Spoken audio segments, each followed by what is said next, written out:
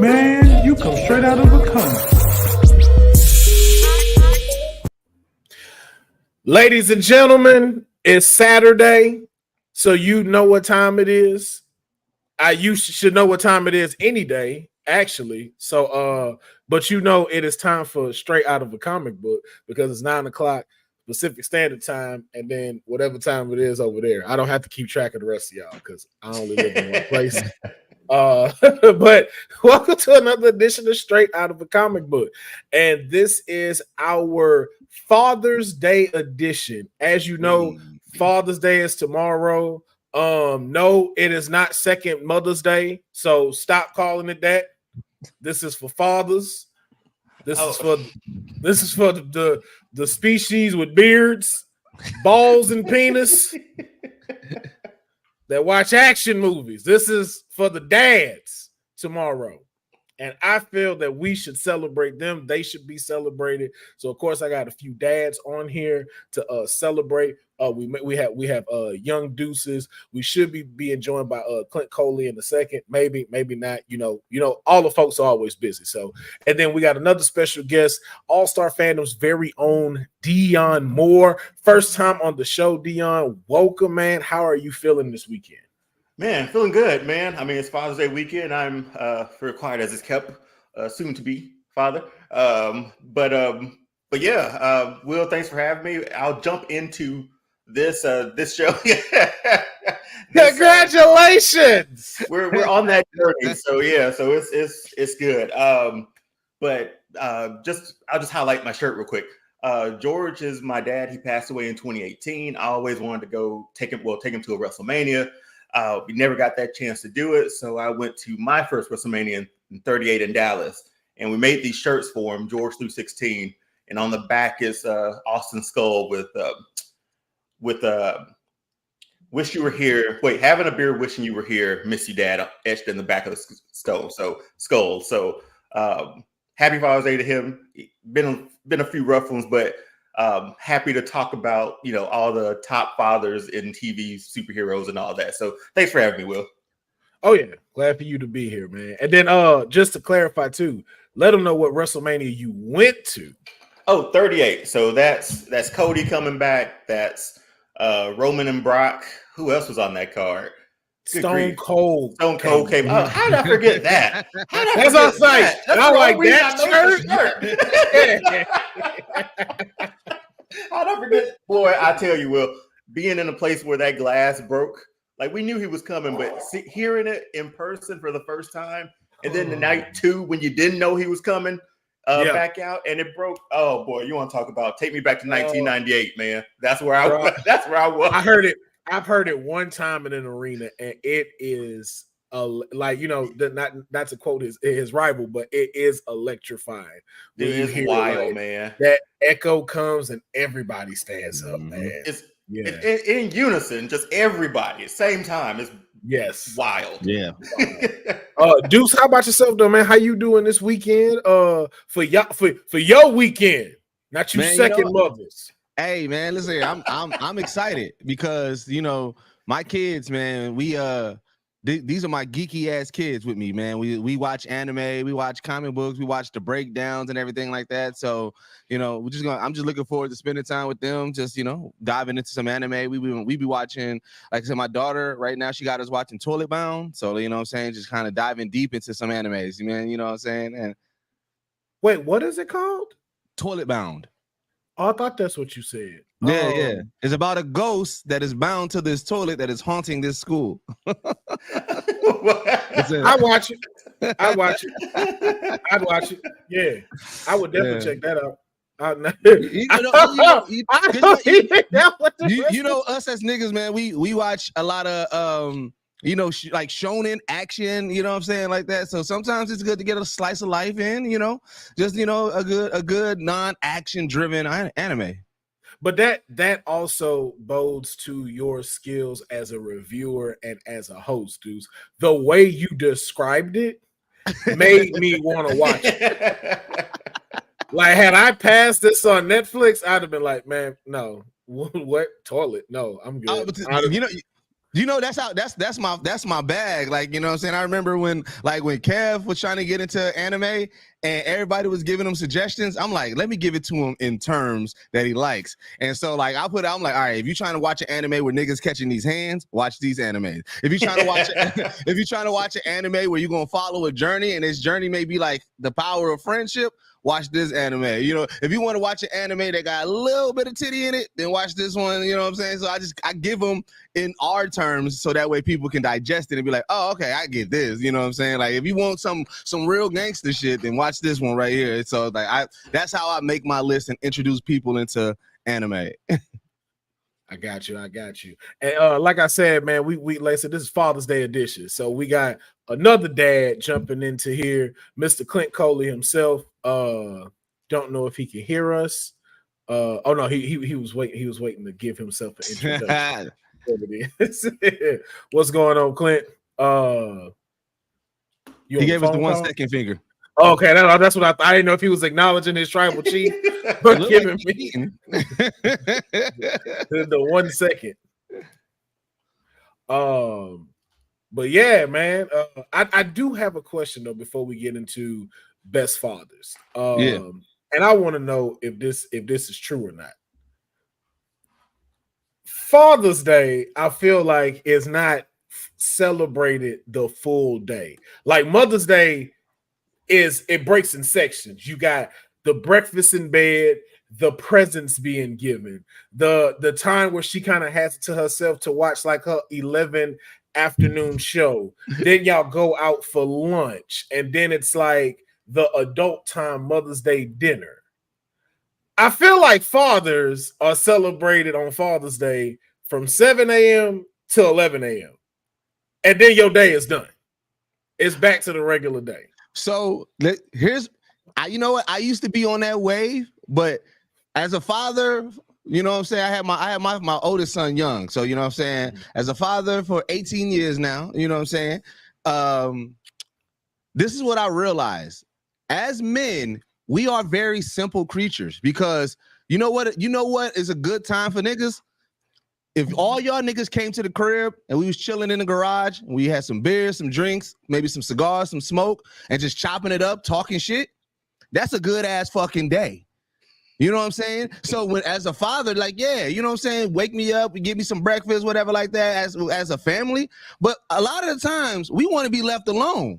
A lot of the times we just want to chill. And that's a lot of the times that's the best thing about it. When I go see my pops on Father's Day, he on that grill. As soon as that grill done, we just chilling, watching the game, drinking, talking, smoking. As a father, bro, I get it. Like, you know what I'm saying? Moms get the big bells and whistles, and I used to be on that wave. But now, as a seasoned father, I'm like, bro, I don't think I would want any of that. I don't want to have to get dressed. I don't want to have to get dressed on Father's Day. Let me put on my hoochie daddy shorts. Let me put on my motherfucking Geek set tee. Let me chill out in the back. Let me smoke and drink and let's talk. That's all I need. Yeah, I'm just thinking back to like my dad. Like I'd give him his gift in the morning. Like we still like go to church. They'd have like some sort of Father's Day, not as big as like a Mother's Day program at church.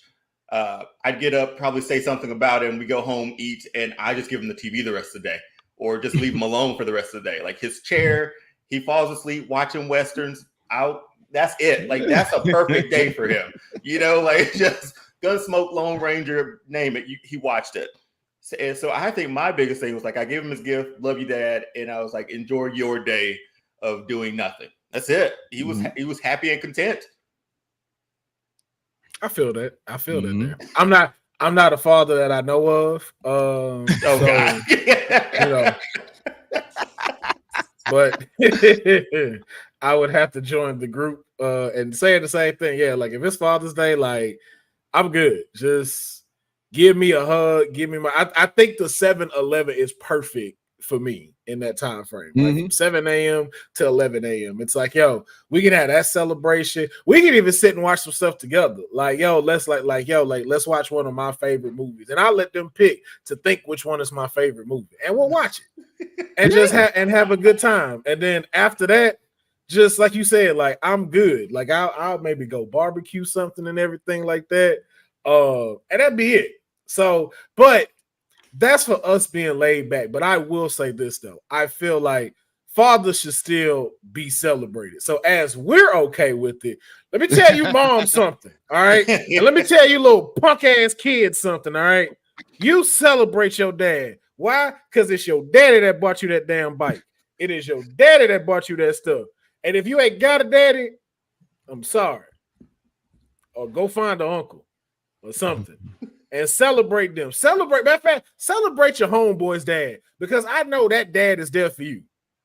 Oh, yeah, Y'all celebrate the dad, man. Celebrate them throughout the day, even if they don't want it. They just chilling. Hey man, happy Father's Day. Oh man, I appreciate that, young blood, man. Y'all go ahead and go do y'all thing, man. You need anything, OG? But you know what? It's also because I always think about, like, you know, saying when you know, I've been fortunate enough that both my mom and my pops been together forever, right? So, and I just always remember my pops every time, whether it was birthday, whether it's Christmas, whether it's Mother's Day. Hey, yo, make sure you go tell your mom Happy Mother's Day. Make sure you go get your mom something. Make sure you're right. And you know what I'm saying? It's just like, I still get my pop stuff because my pop's been active in my life, but I can't recall my mom coming up to me saying, make sure you get your dad something, make sure you do this for your dad, make sure you call your dad. And so and I realized I've adopted that with my kids. Like, I'll be like, hey, yo, make sure you go tell your mom happy birthday, make sure you get your mom something. And I'm just like, I gotta ask them. I'm like, do your mom do that for me? Like, I don't know, but I just know that like, that's part of our speech as fathers. We always do that. Yeah, my mom did it like 2 days before Father's Day. But I will say though, to be fair, I wouldn't say it's because she didn't care about it. But I don't think it was care. Yeah, my dad in general just don't give a shit about presents. Like, he'll legit say, like, I'll be like, yo, what you want for your birthday? Money. That's it. I was like, that's it. He was like, okay, put it in the card. So then that way. You feel okay about it, like it's a present. But yes, nigga, cash on hand. I was like, you sure? You don't want like something from Dillard's shirt? Because like my dad dressed fly and shit, be cologned out. He was like, you don't know what I want. Just put. Simple. Yeah. Simple. And go on about your business. Simple, man. I'm like, all right. Well, then there you go. Now we cannot hear you, Clint. We cannot hear you. Wow. Only on Saturdays. Only on Saturdays, man. All right, there we go. There we go. Yeah. Just turn yourself up just a little bit, man. That was wild. Hold on for a second. What the fuck? All right, hold on.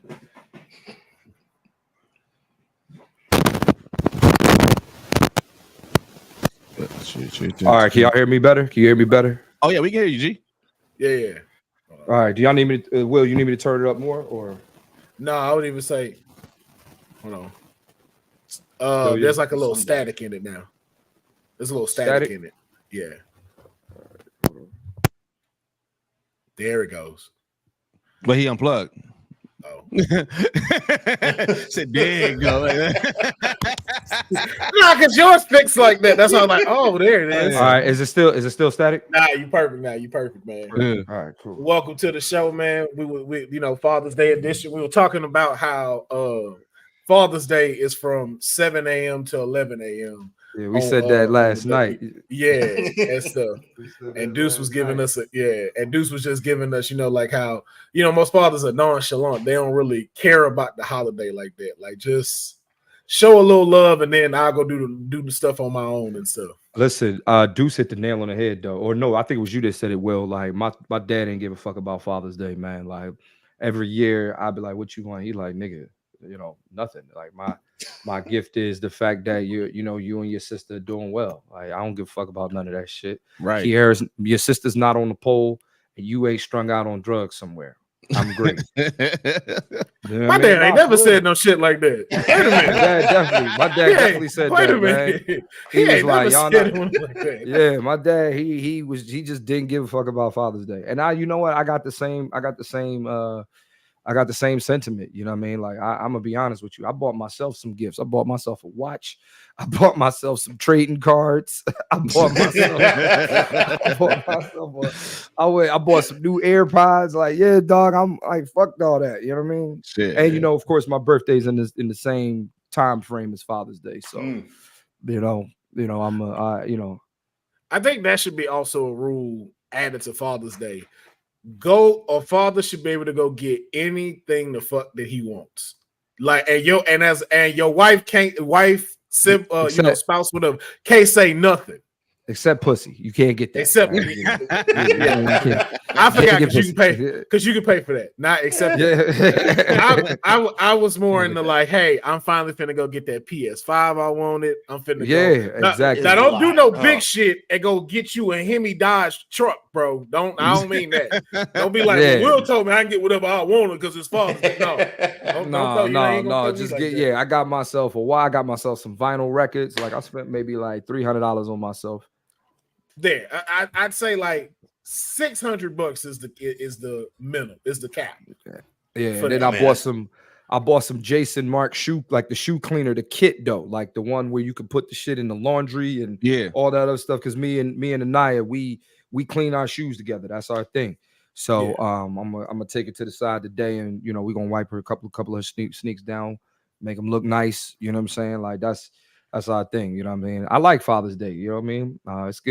It's cool. And this Father's Day is a little different because y'all know I'm having my first kid. So, I don't want to say my first real kid, but you get what. Congratulations! This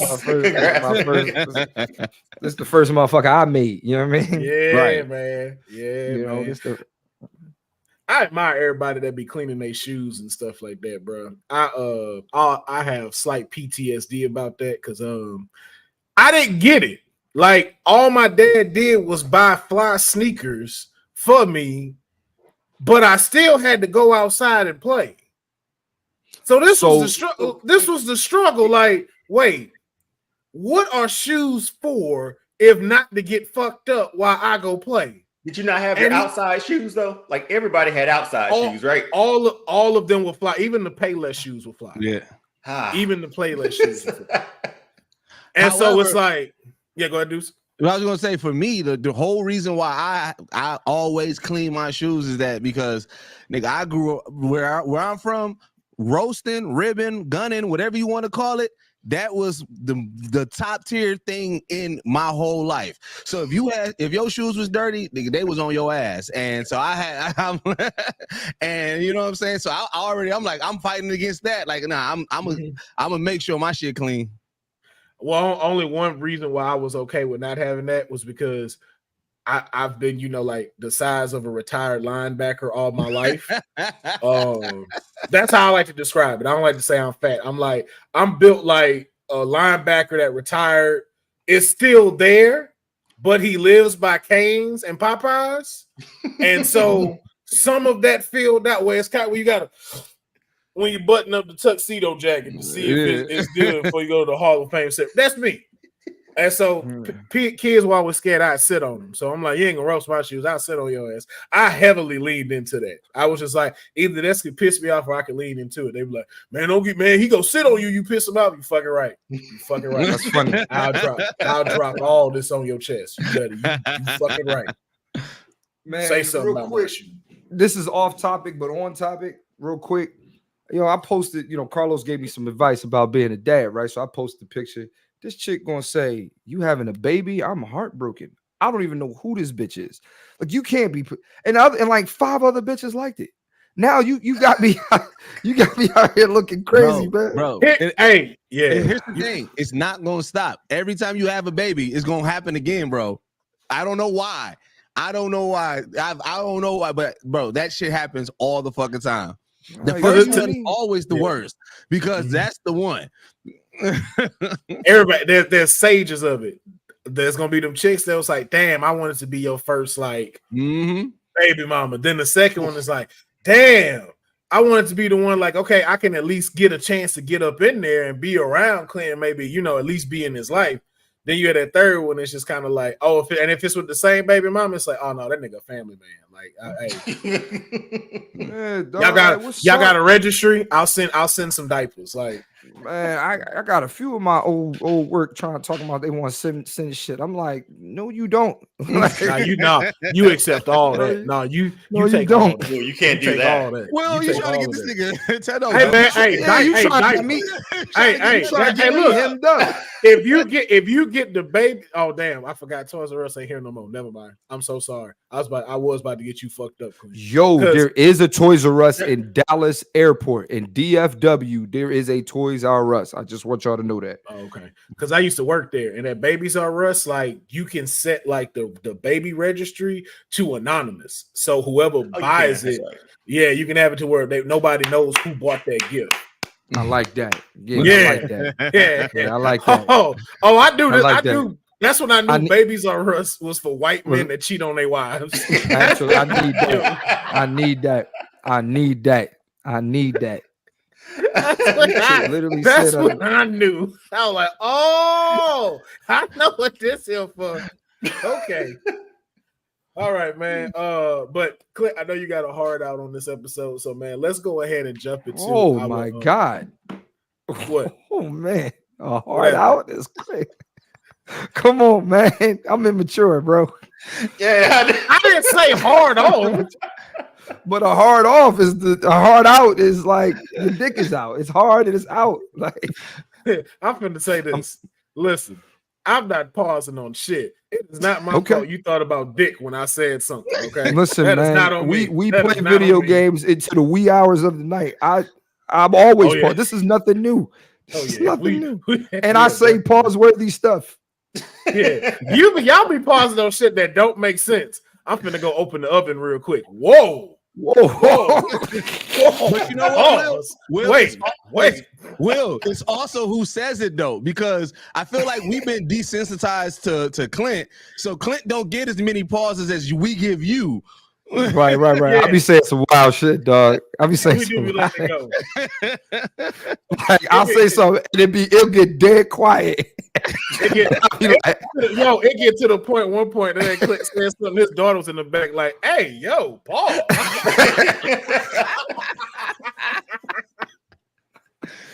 Oh shit.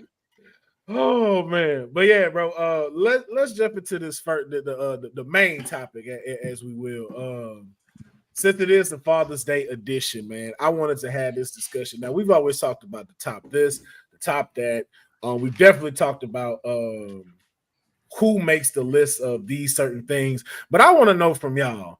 And we got and I know some of y'all got y'all research for this, so I want to start with who do you consider to be the best superhero dad? Now, this could be in any like Marvel, DC, anything, like just superhero in general. Doesn't even have to be just in comic books. But who do you think are the top three dads? I'm gonna start with Dion first. Well, will anybody like to volunteer to go first? Oh, I'll rip the Band-Aid off. Okay, we'll do that. Then we'll go with Deuce, and then we'll go with Clint. So Dion, you are up. Give me your top three. So my top three. Okay, I'm glad I got a list here. So first up is Jefferson Pierce, Black Lightning. Goes without saying there. They really did a really good job on the CW show too. And to have two kids who are superheroes, and one joined, who was it? Was it Thunder who joined the Outsiders, and then Lightning was like recruited by the Justice League. He instilled all the best things about being like a superhero into his kids. They went off and did the same thing. So that would be, he's my number one. Real quick, just want to shout out to Scooter from Living Single. That's for real, yeah. Scooter from Baby, I'm back. I mean, and then second, shout out to Nafisa Williams. I believe she plays one of the daughters. She's from Philly. Good friend of mine. Just want to throw that out there. Yeah, so I hate that show. Then it should have gone longer, but that was my number one. You need my 2 and 3 right now. Yeah, just because we have different categories for television and movies. All right, bet. So next one up for me is actually Superman as a good father with his son Jonathan Kent. I went back and forth because I was like, I kind of want to say like Jor-El because he left like these mixtapes for Superman to go back and you know he instilled all the stuff about being a good human and stuff. But no, Superman learned all that from Jor-El and Jonathan Kent too, his dad. So I put Superman at 2. Number 3, I went back and forth. It was either Batman or Odin.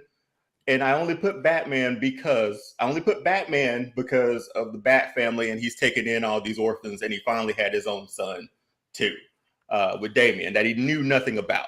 But those were my top 3. I feel super cliche going Superman, Batman for 2 and 3 though. But Jefferson Pierce was by far the number 1 and the only one I thought of when it came to like a true dad in comic books that I could relate to, and one that I found like, hey man, he loves his family. I did have a beef with his in the show.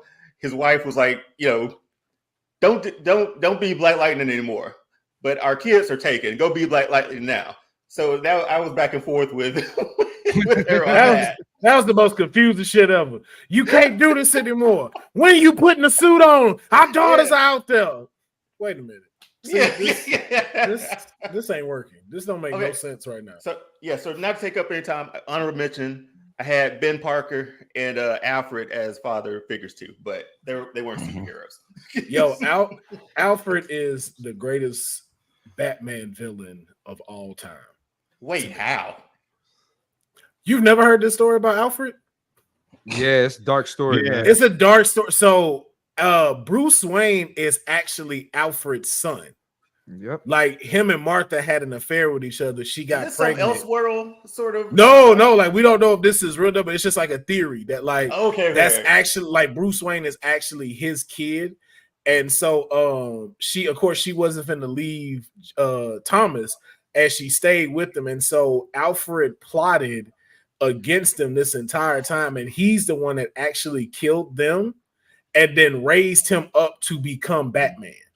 Out of spite for not being able to claim his child. Like it drove him crazy. Oh my! And they say that like I thought you were gonna go to the other theory that he's actually secretly Joker. That one, yeah. Because I thought you was gonna say it right after. Dude. Yeah. Oh shit. Yeah. Oh. I've never heard those. I never even thought about him being a villain, but I guess he was always there, right? He was always. It's just a theory. Because they say they was like the Joker don't ever try to kill Batman as much as he hate him, and it's really Alfred trying to like his twisted way of spending quality time with his son. Now that's crazy. That's like he's a bad dad and a good dad all in the same breath. All in the same breath, bro. He's a piece of shit, but he's not a piece. Like, first of all, Bruce Wayne mom fucking the butler. You'd be surprised at how much that. Yeah, I mean, didn't Arnold do that with his maid? Did Arnold Schwarzenegger do that with his maid? Yeah, and then did y'all watch The Gentleman on Netflix? I was just gonna bring that up. Yeah, The Gentleman. Yeah. Same she shit. Did the same shit. She fucked the Juggernaut. That's why. That is definitely the Juggernaut. You guys are gonna send me into a rabbit's hole tonight on just Alfred theory. So I appreciate that. Oh yeah, most definitely. All right, Deuce, you are up, man. Give me your top superhero dads. Before we start though, I gotta give a RIP to Comic Storian, man, because when I was trying to get back into comics, because I multitask and I do a lot of stuff, I couldn't sit down and read. And I know that when I discovered the Comic Storian channel, he dramatically reads comics, and it got me right back into comic books and got me back into my knowledge of knowing this and everything. And his unfortunate passing over the past few days came out of nowhere. And I'm just like, my whole thing, even coming into this geek world as a creator, I would put people back. Like, if you want to get back into comics, go to his channel, listen to his stuff. You can get into it. He does the runs and everything. So, every time I'm thinking about the comics and even just deep diving and stuff like this, I'm just like, damn, bro. Like, and I had the fortunate opportunity to interview him on my platform. So I just wanted to make sure, being that we are talking about comic books and everything like that, I just wanted to make sure I, give him and his family some love and, some condolences and everything like that. All right. Man, so with that being said, My numero uno, without a shot of a doubt, like not even close. And I saw somebody in the comments said they have thoughts about it. Batman Bruce fucking Wayne is the best fucking comic book dad, and here's why. Not only did he have the Bat family, but he had a whole son that he did not know about, not to his doings, that the baby mama didn't let him know. And then when she got sick of his shit, she brought him and dropped him on the front step of Bruce. And Bruce at that time could have been like, he had enough money to be like, I can send him away and somebody else can take care of him. But nah, what he did, he said, all right, fuck it. I'm gonna bring you along. Not only I'm gonna bring you along, he was like, I'm not even gonna try to change you. You like 12, 13 right now. You got your whole personality. I'm not gonna try to make you who you not. So he's like, all right, shit, you wanna go kick it? Let's go kick some of these villains' ass. You want to go play catch? We can go play catch. Let's go catch some of these fucking villains. I'm going to make you part of my family, and I'm also going to make you part of my superhero family, and we're going to roll together, and we're going to spend quality time. I'm going to be an active father in your life. And yeah, Batman Bruce Wayne is the best dad because he didn't hold any secrets from him. He showed him his secret identity. He showed him the rich life, and he was like, hey, you like fighting? I like fighting. You like beating niggas up? I like beating niggas up. All right, let's do this shit together, father and son. That is my number one. My second one is Barry Allen. The Flash, Barry Allen, once he found out that he was going to die and not be in his kid's life anymore, he spent his whole life trying to fight against that one event. His whole drive was, I need to figure out how I'm not going to disappear out of my kid's life because I don't want to do that. I want to be an active father. And he spent his whole life battling against that to do that. And then lastly, I got to go to T'Chaka. I get it. T'Chaka did everything that he can do to try to show T'Challa, like, yo, all the other fuck shit, don't worry about that. Worry about Wakanda, worry about this pride, and let's push. You know what I'm saying? And, you know, he may have been a badass uncle. He may have been an ain't shit uncle, but as a dad, he held it down. So those are my three. I can see that. I see that. I'm gonna say T'Chaka said in the ancestral plane some shit that I'll never forget, man. And you know, me losing my father around the time that, well, they didn't come out at the same time, but it was like within a year of each other. But I'll never forget. I mean, it's during the pandemic, you know what I mean? My dad had just passed, and the nigga said to his son, he said, he said, have I ever, he said, a dad that's not prepared his son or for his child for his death has failed as a father. Have I ever failed you? Nigga, I was a puddle. Have I ever failed you, nigga? Man, I'm getting chills thinking about that. That's a bar. That's a bar. Have I ever failed you? Yeah, that's tough right there. Man. Even if you have it, you just like, whoo, like what you say to that? Like what you say to that, man? I think T'Chaka probably that. Like I know we have it rated for like 3, 2, 1. But yeah, bro, I think that's the strongest one on your list, dudes. It's T'Chaka, bro. Like, oh yeah, I'm not mad at it. I'm not mad at it all. Yeah, that is whoo. Man, Clay, you got me thinking about it. He said, just how I know, right? Hit him on the face like this. My son, like, oh man. Yeah, that nigga said, have I ever failed you? I'm like, damn, my dad definitely ain't failed me, man. What kind of shit is that? Yeah. Just a whole different perspective on death, man. Yeah, it do, right. It do. Like that there. Clint, you are up, sir. Give us your top 3 superhero dads. All right, my top 3 superhero dads. Number 1, in my opinion. Wait a minute. Now, let me ask you a question. This isn't a comic book. It's a movie, but does this count? Yeah.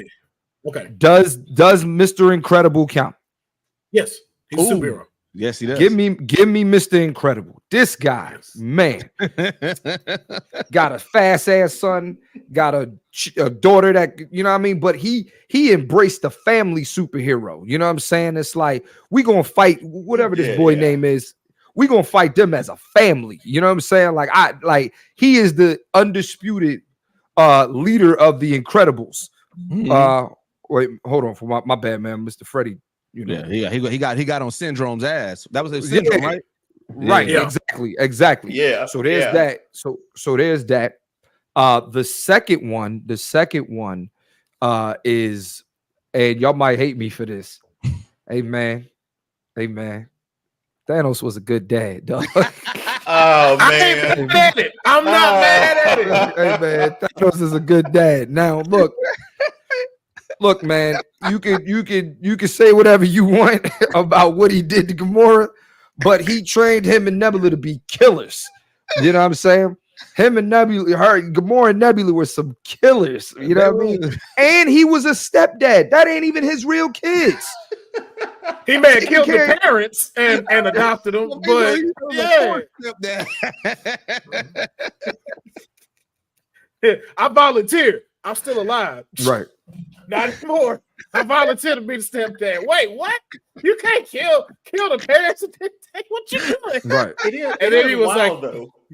then he was like, guess what? Y'all all my children now. Fuck that. Right. Yeah. Right. Right. It is wild because, like, you look at him, just take Infinity War for example. He really did love Gamora. Like,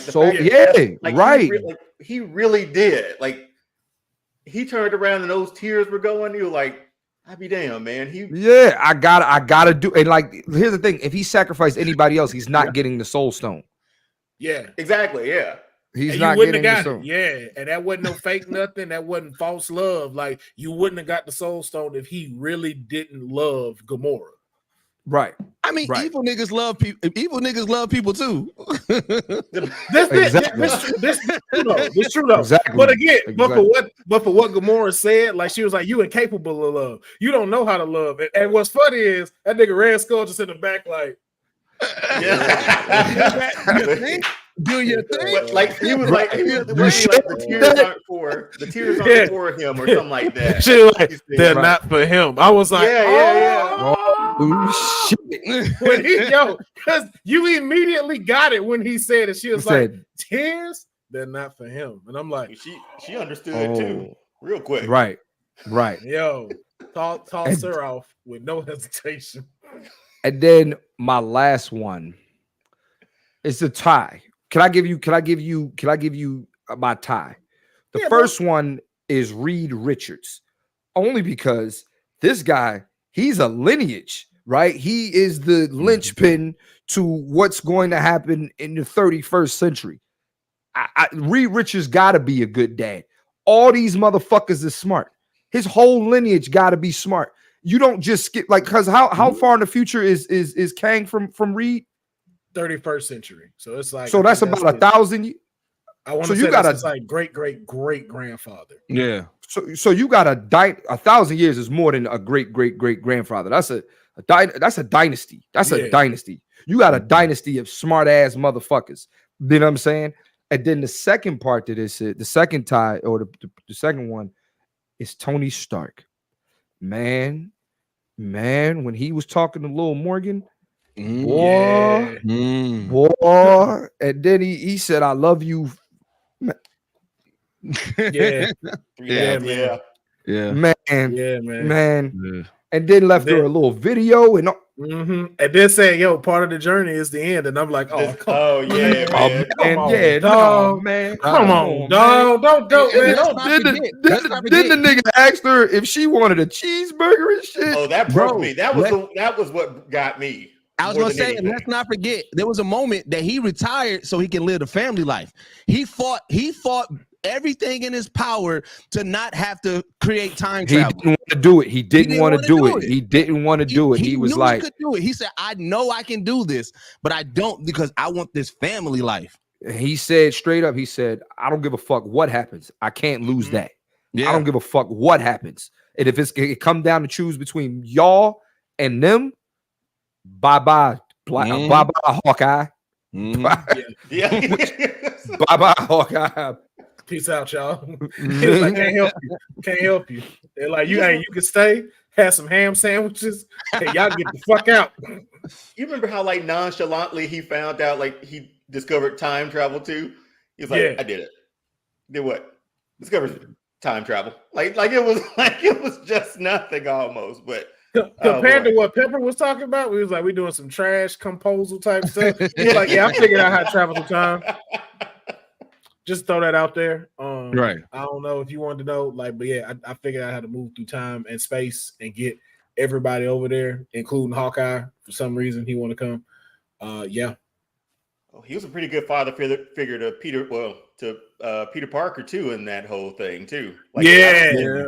I don't think Peter like getting snapped or coming back hits as hard if they don't have that relationship between the two of them. So I think that's what. Yeah, it is a good pick, and I think that's why that Iron Man and Robert Downey Jr. is so loved by that because for 10 years you watched his evolution. Like by the time it ended, you didn't see the playboy who had fucking a portable bar in the middle of the desert trying to sell missiles. Right. Like you didn't see that guy no more. It was just like, yo, you consistently saw his evolution from understanding the weight of the world to even being able, like to your point, Dion, like I saw that big change in Spider-Man Homecoming when he was talking to Peter, when you could see like, yo, this dude understands his mistakes, understands the mistakes of his father, and is doing his best to try to rectify not only just for himself, but for the future of heroes that are going to be here. And I was like, I see why we mess with him. Because I didn't give a shit about Iron Man before the MCU. I don't think anybody did. Let's be honest. Iron Man was anybody really did. Bro, all we thought was, all right, his costume is fire, but other than that, it was like, you know what I'm saying? Like Iron Man wasn't, and yeah, the MCU, out of all the characters that they introduced us, dude, like they did their big one with Tony Stark Iron Man. Like that was the perfect anchor for that and everything, like for like the whole MCU saga. Oh yeah. No, it really was. So I have my picks as well. So starting off, I'm gonna go with Luke Cage. A lot of people may not know. Yeah, see, a lot of people don't know about that. Luke Cage actually has a daughter with Jessica Jones. Yeah. And her name is Danielle Cage. And when I say like he does such a fantastic job in raising her, and like, because again, like you already know like what he stands for, and we've even seen like in the comics where sometimes like he kind of switched to being the bad guy a little bit, just like the gangster of the city and stuff. But he does such a fantastic job at raising her, like putting her first, showing her like, like what is right, what is wrong. And it was that perfect balance between her and between him and Jessica Jones. So much to the point where like their daughter becomes Captain America in one of these multiverses. Oh, like, damn, I ain't read that one. Yeah, that's fine. Yeah, she's actually Captain America and stuff. So I'm just like, yo, you got to be a dope ass dad for your daughter to pick up the Captain America shield and be running around here. And she badass too, because I think she can fly and all kind of other stuff and got like superhuman strength and everything. So I just think like that's a dope way, like especially everything Luke Cage went through to be one of my top dads. Another one I have is Wally West. I think Wally West is a phenomenal dad just because of how he deals with his kids, because even as kids they had powers. Yep. So like to be there from there, like unlike like Barry trying to avoid it, like not being there, he got to actually be there from like their infancy and every stage of them growing up and transitioning them into becoming the new Flashes and stuff. So I just thought that like to be able to do that, fight crime, and then come home, that's also kind of like on some Mr. Incredible stuff. And so I just think Wally West is a dope dad just because like even like his kids are just, like if like the new Wally West Jr., the one with the yellow suit, I forget his name at the time, but they dope. So it's just like it's cool to see them have a 2-parent household of like a lineage. Like I said, like this dude made a dope lineage and they consistently going. And then kind of like Clint, not kind of, but just like Clint, I have a tie between the other two. MCU Scott Lang. I think Scott Lang was a dope. Okay. No. He was definitely a dope dad, man. Yes, he was. Yeah, I think he was a dope father. Matter of fact, I'm gonna just leave him, and I'll make it an honorable mention for the other one. Yeah. Scott Lang was a dope dad. Like I forgot about Scott Lang. I know most do. Yeah, most do. And I'm just like, he was a dope dad. We ain't even got to really explain. If you'd have seen the movies, you know why. Yeah. My honorable mention is Magneto. Magneto is a dope dad. Like you got two of the most fire children 3 of the most fire children. Hmm. And when He didn't even know he was a dad. That's no, not in the comics, in the comics, he knows he's a dad. In the comics, he is definitely a dad to Quicksilver and Scarlet Witch. Like House of M. If you watch House of M is fire. Now in Polaris, I know he a little, he got his ways with Polaris, but I would say him. He's an honorable mention. Not putting him in my top 3. He's an honorable mention. Just because you made some dope ass kids and you did technically kind of raise them. So, and you got one of the most powerful super beings. That's right. Under your wing. So I'm just like, okay, we wouldn't have got that without you. I know it's a reach. It is a reach. That's a reach. That's a definitely hear me out. That's a hear me out. It's definitely a hear me out. But that's why I say that's an honorable mention. That's why I didn't want to make it a tie. But yeah, so those are our superhero ones. So just to recap, Dion is going with Black Lightning's Jefferson Pierce, Superman, Batman, and with an honorable mention, Alfred, which we totally made him request. I haven't stopped thinking about that yet. Alfred is wild. Yeah, Alfred is wild. Not even gonna lie to you. That's a wild theory that you can't unhear because you like. Yeah, I can't. It makes sense. It'd be like he was everywhere, man. He was there. He was everywhere. Everywhere. And you just got, and then too, we never stopped to think, and somebody brought this up about Batman, and it kind of blew my mind because they were just like, yo, what if Batman be hallucinating a lot of the stuff that he be going through? Because they was like, he's like, technically, he's mentally unstable. Not technically, that nigga is. Yeah. I love Batman. Batman crazy as shit. He's got he guess. And so they was like, yo, like, just imagine if like what he be seeing don't be a lot of the shit that's going on and stuff. Like, even to the point of like, that's why they were trying to amplify the thing with like Alfred being the Joker. Like, what if it's like, yo, this entire time, like all of this has been controlled and you think you've been fighting this dude and really he just been messing with you this whole time. Like, you still got your other villains, but the Joker is just like on some other shit. Yeah. The issue with Batman, he doesn't have a range with how he deals with crime. Like jaywalking and then planting a bomb underneath the bridge, it's the same level of ass whooping, no matter what. Right. That's one of his main problems. Like, bro, I was trying to get to work. I'm sorry. Like, give me range, bro. Walking down the street. What's wrong with you, man? He is definitely mentally unstable. Batman need therapy. Bad, real bad, bro. Batman need therapy and a hug. And maybe some weed. But yeah, so we'll keep this thing moving, man. We've I'm sorry. So for Young Deuce, we also have Batman's crazy ass, which I gotta ask, since he adopted these kids, did he get a check from the state? He probably does, knowing Bruce. That's There's no ethical billionaire. A check from the state is wild. There's no ethical billionaire. Bruce, the paperwork is good. He was like, listen here, I'm gonna bring y'all on. We gonna beat these villains' ass, but I'm also gonna get paid off of y'all. Now, let's not get it confused. I'm still a billionaire.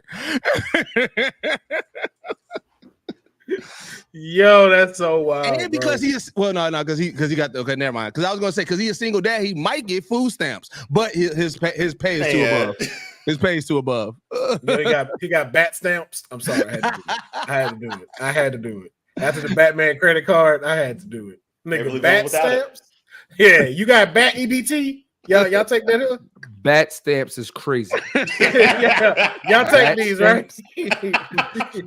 Sir, this is Jack in the Box. Please get your Batmobile out the drive-thru. Nigga got bat wick.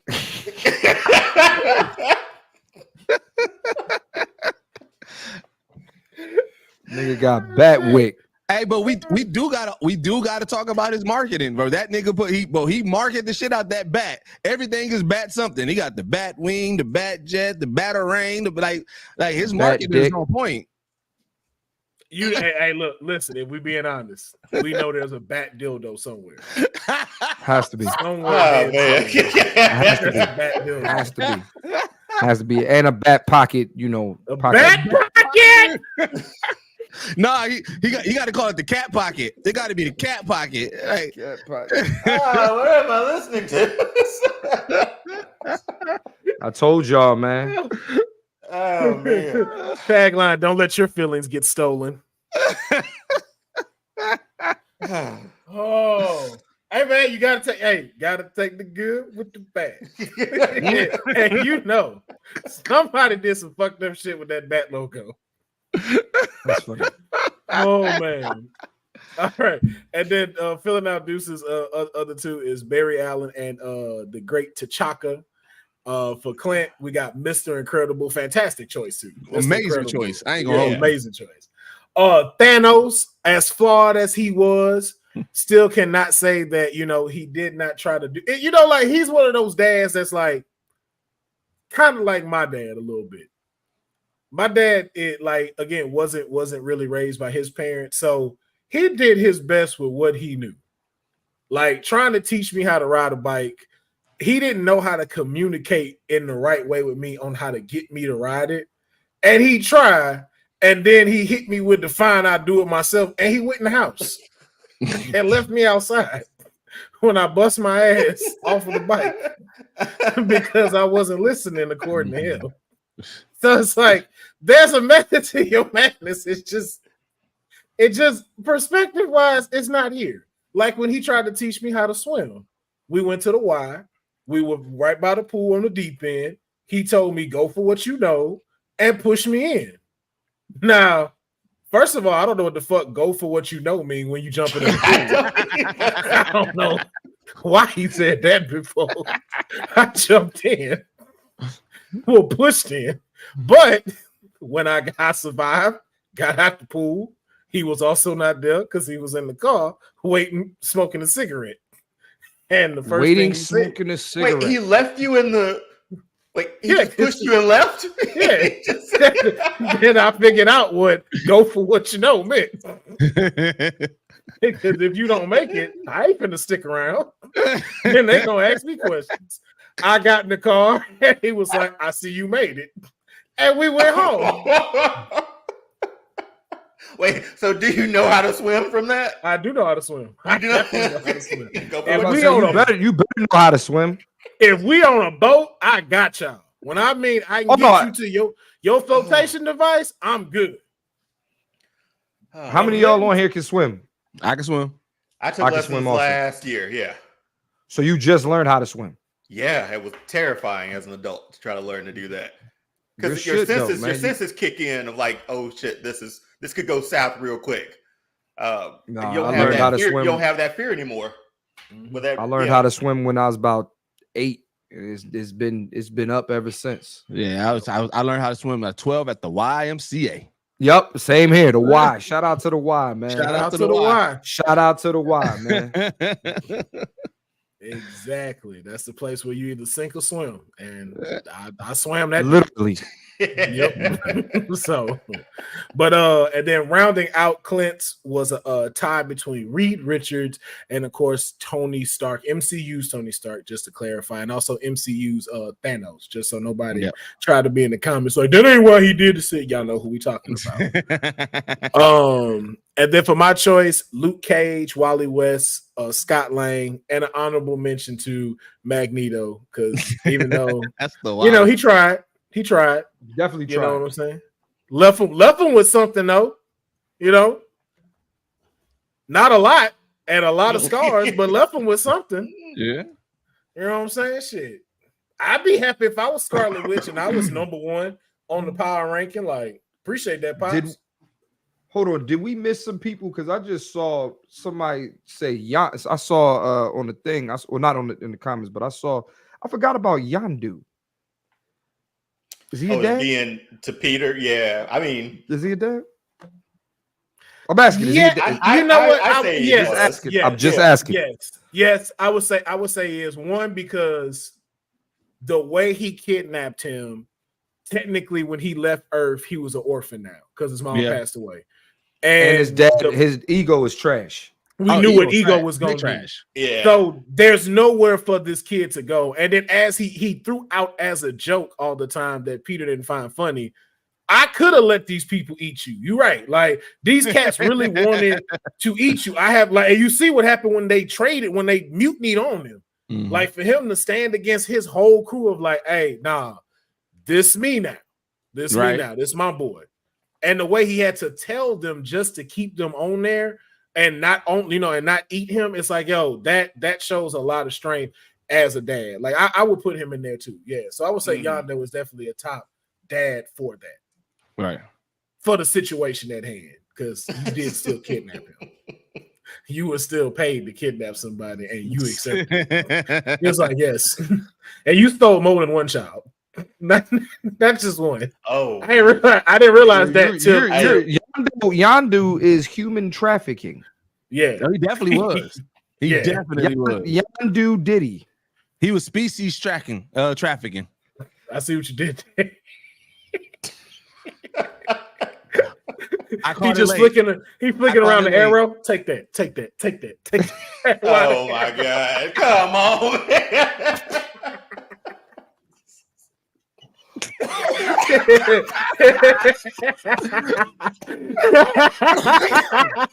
Yo, we ain't shit, yo. We ain't shit. We ain't shit, yo. We ain't shit. All right, man. So let's go ahead and move into our next category, man. I think this is a big one. Television. Now we know, man. This one kind of tough. This one kind of tough. Can I ask a question? Can I make a request real quick? Can we leave out certain dads that we know are in the top tier? And I'm talking about Heathcliff Huxtable, Uncle Philip Banks. Like, come on, man. We don't need to have that conversation. Anybody else? We can leave them out. I got one. Carl Winslow should be out. One that's not a black dad, but I feel like if you watch this show, you will fuck with it. Red Foreman. So we'll go with you. Red fucking Foreman. And Red Foreman was a great dad, bro. If you watch that 70s show, Red Foreman was solid as a dad, dog. I ain't gonna hold you. Yeah. Yeah, he was. No, I'll give you that one. So who are your other two? Since we're here. Yeah, since we're here. All right. I got Red Foreman for sure. Let's see. Hey, man, let's hear. Put some respect on Al Bundy's name, man. Al Bundy showed up bro. He gave them life lessons of realism. It's like, yo, all that other shit y'all say, nah, nigga, he may not have been a good husband, but as a dad, he held it down. And let's hear, don't fuck with the family because he gonna, he gonna come up, bro. They fought as a family. He fought for the family. Like I said, he gave them hard ass lessons and realism. I got him. I gotta get a black dad in here because I just named two whiteys. Yeah, you do. Yeah, I hope you do. Yeah, you do. Uh-oh. Yeah, you do. You gotta think about it. No, I don't. No. That's sad. Right, here we go. It's not Uncle Phil, but it's his other character in Sparks. Oh yeah. I'll give you that one. I'll give you that family. one. Holding it down, whole family in the legal system. This is a top law firm. Hey, they was doing their thing. That's my three. All right. That's you mind if I go?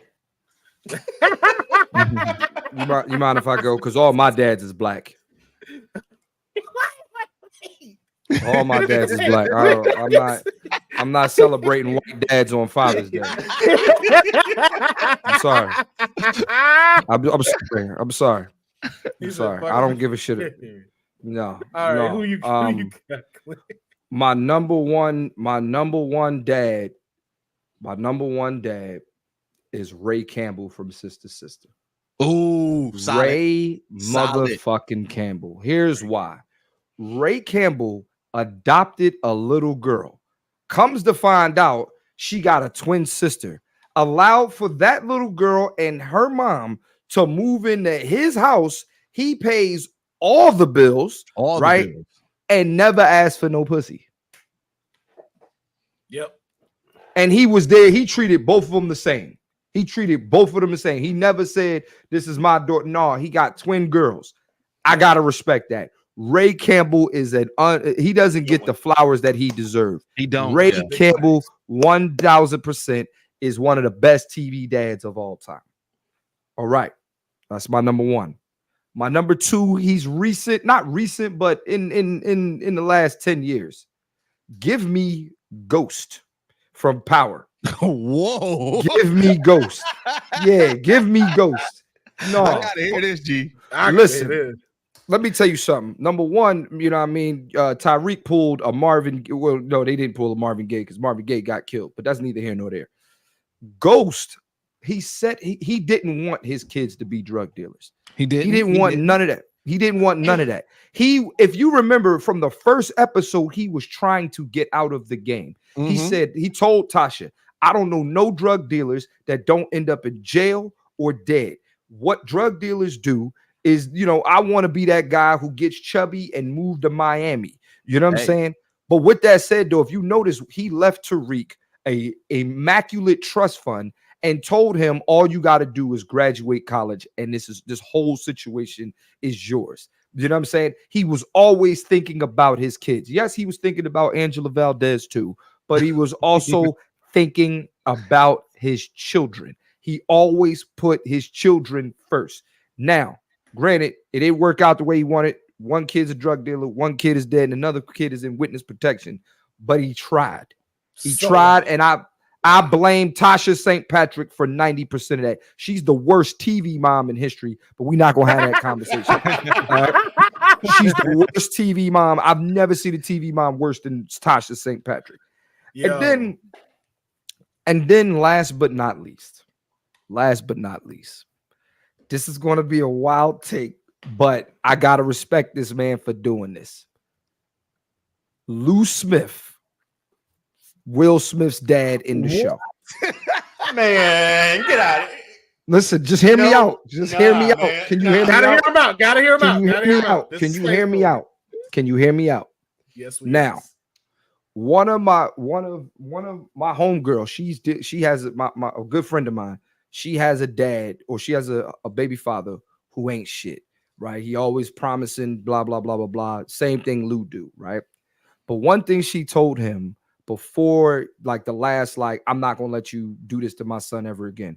She said, "Look, I'm gonna give you an out. If you don't want to be a dad, you don't have to be a dad." And you know what? I gotta respect the guy who knows he don't want to do it. You know what? Respect is the wrong word. I got to understand somebody's point of view who says, you know what? This is not what I want, and I'm going to stay away. Lou Williams, in that, when he decided not to show up and Will said why he don't want me, we already know it's fucked up, but he made a choice. And my thing is that some of you niggas out here, y'all got 1 foot in and 1 foot out of your child's life. And to me, that's worse than being completely absent. If you making your son promises that you can't keep, that's the problem. And if you notice, that's what he did in the episode. So by default, for choosing not to be there, hey man, you on my list. I can understand your point of view, but having them that high up in the list is crazy. No, let's be real, y'all. It's satire. Y'all know I don't give a fuck. I know, but I know. Come on, man. Come on, man. He did it. He was like, hey, listen, it's been about 17 years. Let me try to see if I do want to do this. Yeah, he shouldn't have come back though. I thought I was ready. I remember this nigga Will was at the motherfucking amusement park or some shit, throwing some shit. And he was like, yo, you know who that is? And he was like, yeah, it's my father. We all was like what? Even he was surprised. He was like, oh. Didn't know you was gonna be here. Thought you was. I saw somebody in the comments say Flex Washington. Yo, now, I'm gonna be real. If I'm being super real, he's probably, if I'm not joking about Lou Smith, definitely Flex Washington. Washington. Oh, yeah. Phenomenal dad. Now I'll give you that too. Dion, best television dads outside of the ones we know. Definitely. I hope this first one doesn't inside the realm of we know, but I'm going John Amos for James Evans from Good Times. Is he in this bracket? I can sub him out if he hits this. Here's my problem. He was poor. That nigga ain't do. Hey, Let me finish. Let me Fuck finish. him. Dog. No. Let me finish. This man worked, I don't know how many jobs. Seemed like he got fired from every single one, every single episode. But he did enough to keep a roof over his family's head. He was the only one working. Like he was the main provider for how many? Like 3 kids and a wife. He shouldn't have been fucking. Okay, living in the projects. Hey, well, hold on. I'm sorry, bro. I'm sorry. It got out of hand. All right. Why? Hold on. It was like you should be fucking in the damn. It got out of hand, but I think I take the totality of like what he meant to them as a dad. He was that father figure in the house, especially during the time like he could have pulled a Lou and dipped for 18 years and then came back and tried out again and left. But James Evans will be my number 1 on this list. My number 2, Floyd Henderson from Smart Guy. That was on my list. That was on my list, sir. Oh, yeah. I thought somebody was gonna say it. Yeah. Yes, how you shoot. Yes. That's how you shoot. Yes. Floyd fucking Henderson. Yes. Yeah, no doubt about it. Single parent raising his kids, like the quintessential like single 3 kids. 3 kids. 3 kids. I mean, we can count 4 if we count Mo in there too, because he never went home. You gotta count Mo. Count Mo. Yeah, because he was in their fridge like he lived there. Exactly. Hey Mo, go home. And y'all know as a black dad, you don't want nobody in that fridge that ain't supposed to be in there, and he let him be in that fridge all the time. Yeah, there was even episodes where they cooked out together, man. So, Floyd, definitely. I remember that episode. Yeah. They had bonded over grilling. He was like, that's you put ribs on your joint? Yeah, when it got some caribou or something like that. Yeah, we got some caribou going on over here. Man, there was a lot of meat in that episode. Hey, so much. He said so much. A lot of meat. I looked right through the window on that one, man. Like it was a lot of meat, man. I like that. They should call that the meat episode. Oh my gosh, bro. Shout out to Floyd Henderson, man. That's a very good one. I'll fuck with Floyd Henderson. Great choice. Yeah, man. Okay, so that is great. I have one more. I went back and forth with this one. It was either it's back and forth because I want to say Julius from Everybody Hates Chris, but because he worked with 2 jobs, but I also want to. Okay, this is my number 3. Coach Eric Taylor from Friday Night Lights. Anybody watch that at all? Yes. Yeah. I like Julius better because I like Julius over James Evans because at least Julius they wasn't broke. He worked 2 jobs, kept 2 jobs. See, that's why I didn't want to put both. That's why I'm going back and forth on the list because they were almost similar, but Julius had enough money to. I mean, they were renting out the apartment to upstairs, man. They had property in Brooklyn. They had property, yeah. And you raised arguably the greatest comedian of all time, stand-up comedian. Arguably, I'm not. He's my GOAT, but. They never really want for nothing, and he taught them all how to save money. He taught and them. I'm sure be safe. So now, my number 3. I'm gonna keep Julius at number 3. I love Coach Taylor, great football coach, whatever. But yeah, all the reason that you guys just said, they had property. He wasn't afraid to put the belt on them too, and they knew that too. All those kids knew that. The problem was he didn't teach his son how to fight. He was always working. Yeah, he was working too much. He had no opportunity. This man home, sleep in his work clothes that he goes back out to and that work the night shift. So Julius my number 3. I fuck with Julius. Yeah, Julius. That's solid. Perfect. Yeah. So James Evans, he's still on my list, man. I got to keep him there. He struggled like any dad of what 3 would do at the time. So man got fired from the car wash every week, but he's my number 1. Okay. Mm-hmm. All right. Okay. Sorry, I took Floyd away from you.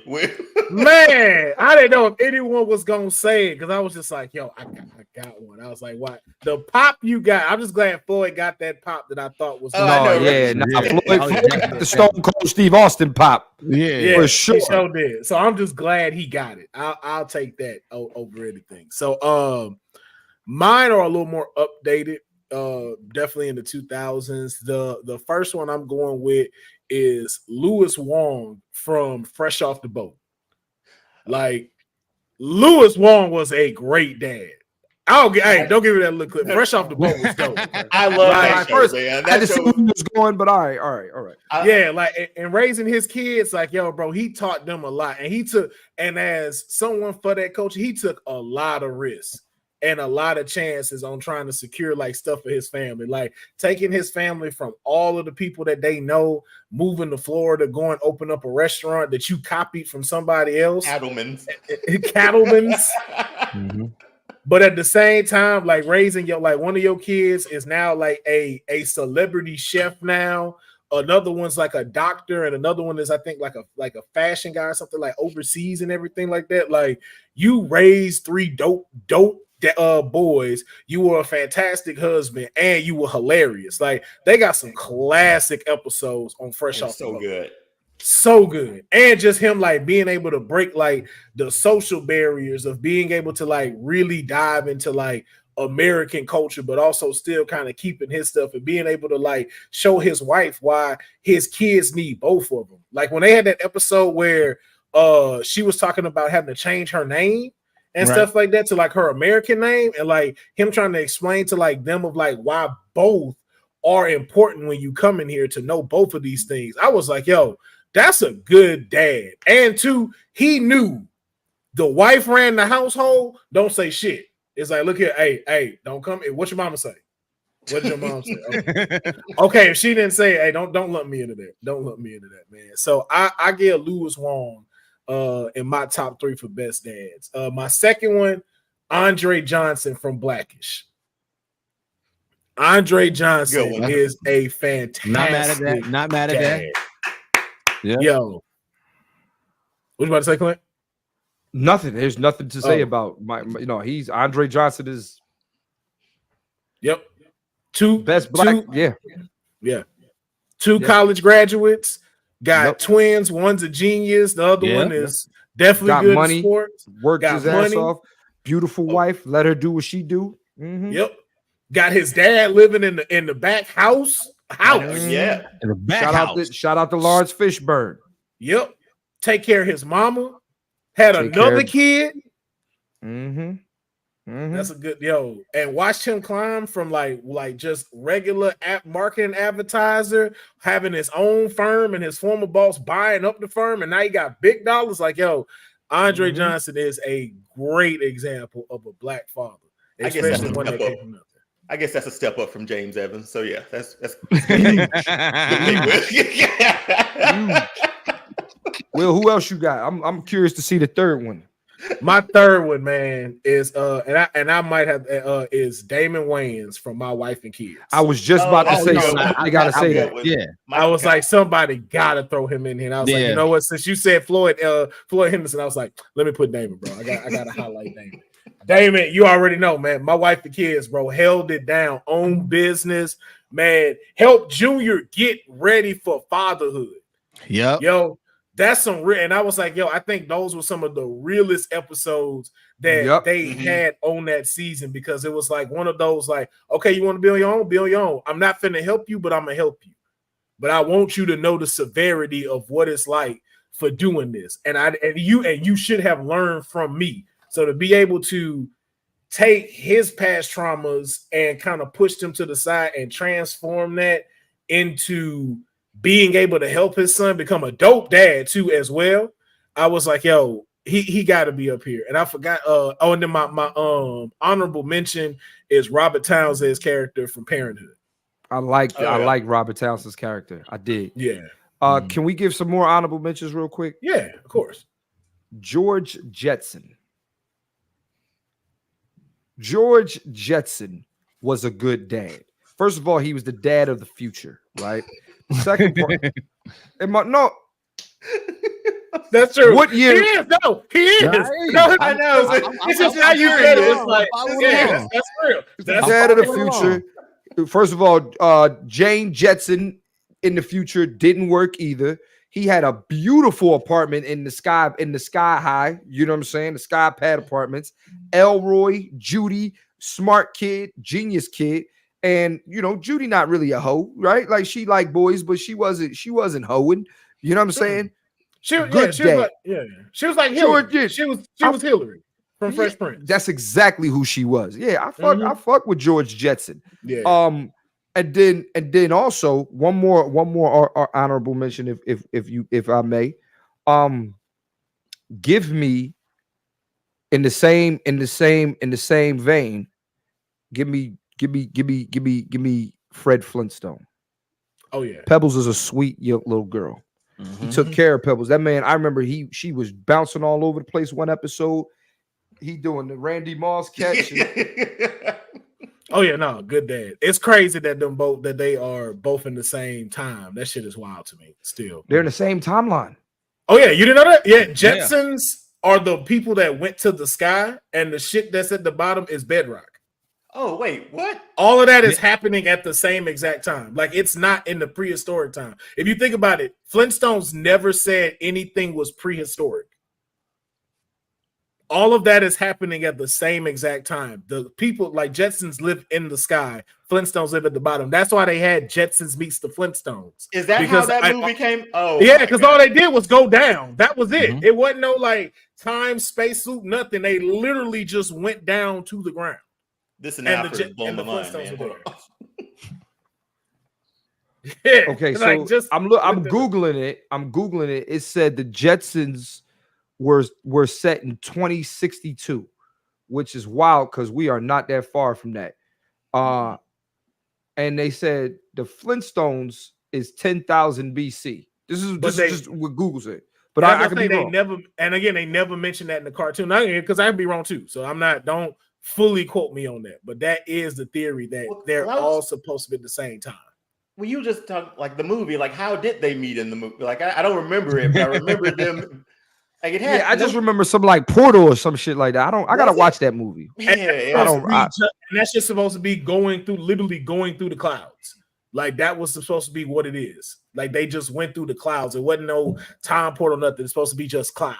But again, I could be wrong on that. Do not quote me, but that was the theory that all of that is happening at the same time. Do we want to give a shout out to Homer Simpson? Sure. I go Hank Hill. I go Hank Hill before Homer. Who do you got? He ain't making my top 10. Who you got, Homer or Peter Griffin? Man, real shit. I'll take Peter just because Peter don't beat nobody else. That nigga Homer used to beat the shit out of him. But however, and I think about it, Homer is definitely an abusive father. I'm sorry. But Meg, Stewie, and Chris, they all have mental issues. There was a whole breakdown episode where Meg. That's not his fault though. That's not his fault. They born like that. That's not his fault. They live in Quahog, Rhode Island. He literally put boogers on Meg and tell her, "Shut up, Meg." Every chance he gets. Bro, Peter is horrible as a dad. Hey, for all we know, that might not be his kid. That might be because Lois's kid. Yeah, it might be Lois' kid. And that's why he act like that. Nah, Peter is a horrible dad. G. I mean, worse than I can't say worse than, but I don't know because like Homer drunk too.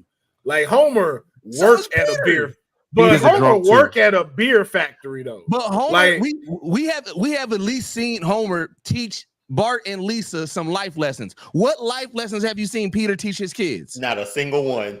Stu is the genius. So you had to have done something right. And you got a talking dog that's your best friend. Like, nigga, that's great in the house. But that's not due to his parenting. They stopped the damn that's dog. Good. Hey, that's good parenting. You had to decide to keep him in there.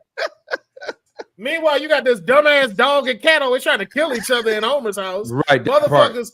Like Maggie, don't nobody watch Maggie at all. And she don't talk. You think Peter Don't talk. Peter ain't never watched any of his kids. He watched Stewie. He watched Stewie on one episode. Maggie has autism. Maggie don't say shit. How good is Peter watching Stewie if he don't know that Stewie got a whole fucking secret base in his closet? The same way Dexter's dad didn't know there was a whole Dexter's laboratory down there. Bro, that light bill was ridiculous. That's not good dad qualities. What are y'all talking about? Hey man, look, he let his kid be him. And Dexter built a whole lab. Stewie is a genius that tried to kill his mom. Bad direction, but if you point him in a good one, that just means he got a lot of drive. Bart is a fucking menace. Lisa is an asshole. Bro, Bart is a prankster. Stewie is a mass murderer. Stewie got bodies. Bart don't got bodies. How is Peter not a good dad, bro? Hey man, listen, he just getting him ready. Because what if Stewie go in the military? Then them bodies was just practice. Bro, the worst thing that Bart did was put a cherry bomb in a fucking toilet. The worst thing that that Stewie did was kill multiple kids. Homer started a chain reaction at his lab that caused them to contain all of Springfield because he was not paying the fuck attention. What does that got to do with fatherhood? That's just being that. You are a horrible example of a father to be that negligent that you almost destroyed your entire town, including your kids. Not only that, this man walked into a closet. But Peter did cause the apocalypse in that one episode where the apocalypse and then Stewie, the tentacle Stewie took over. That was Peter's doing. Peter is a horrible dad. Well, that was already in play before Peter happened. Peter just sound like both of these white dads ain't shit. They both ain't shit. Yeah. We're literally arguing two pieces of shit right now. That's what we are. Two pieces of white trash. Which one smells better? White shit. Yes. And I apologize for any white people watching this, man. I can say white trash. You can't say black trash. If you're here watching this, we don't consider you white. You clear like Larry Bird on Space Jam. Clarify you. You know he's not white. He's clear.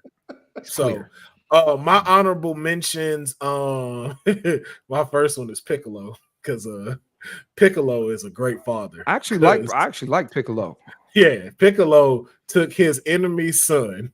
First of all, killed his dad and was like, listen, I now realize this whole beef we had was a lot after throwing a beam through your body and seeing that hole in you and you still like being nice to me. Here's what I'm going to do. I'm going to watch out for your son. And here's to the point where you ain't got to worry about nothing. You ain't got to worry about me fucking your wife. She ain't even my type. I'm New Mexican. I don't mess with the little earthling, but I'm going to help you raise your son. That man's son is a millionaire tech genius. A superhero and still stronger than his own daddy. That's fair. That's some real shit. Fair. But then my big one that is just like I know because I consider him to be like the ones like you said, Clint, that we don't mention, but I just want to mention it for the episode. Pops from the Wayans brothers. Oh man, Pops. Oh god. Yeah, shout out Pop. That was gonna be my honorable. Real quick. Can we get about 5 seconds for John Witherspoon?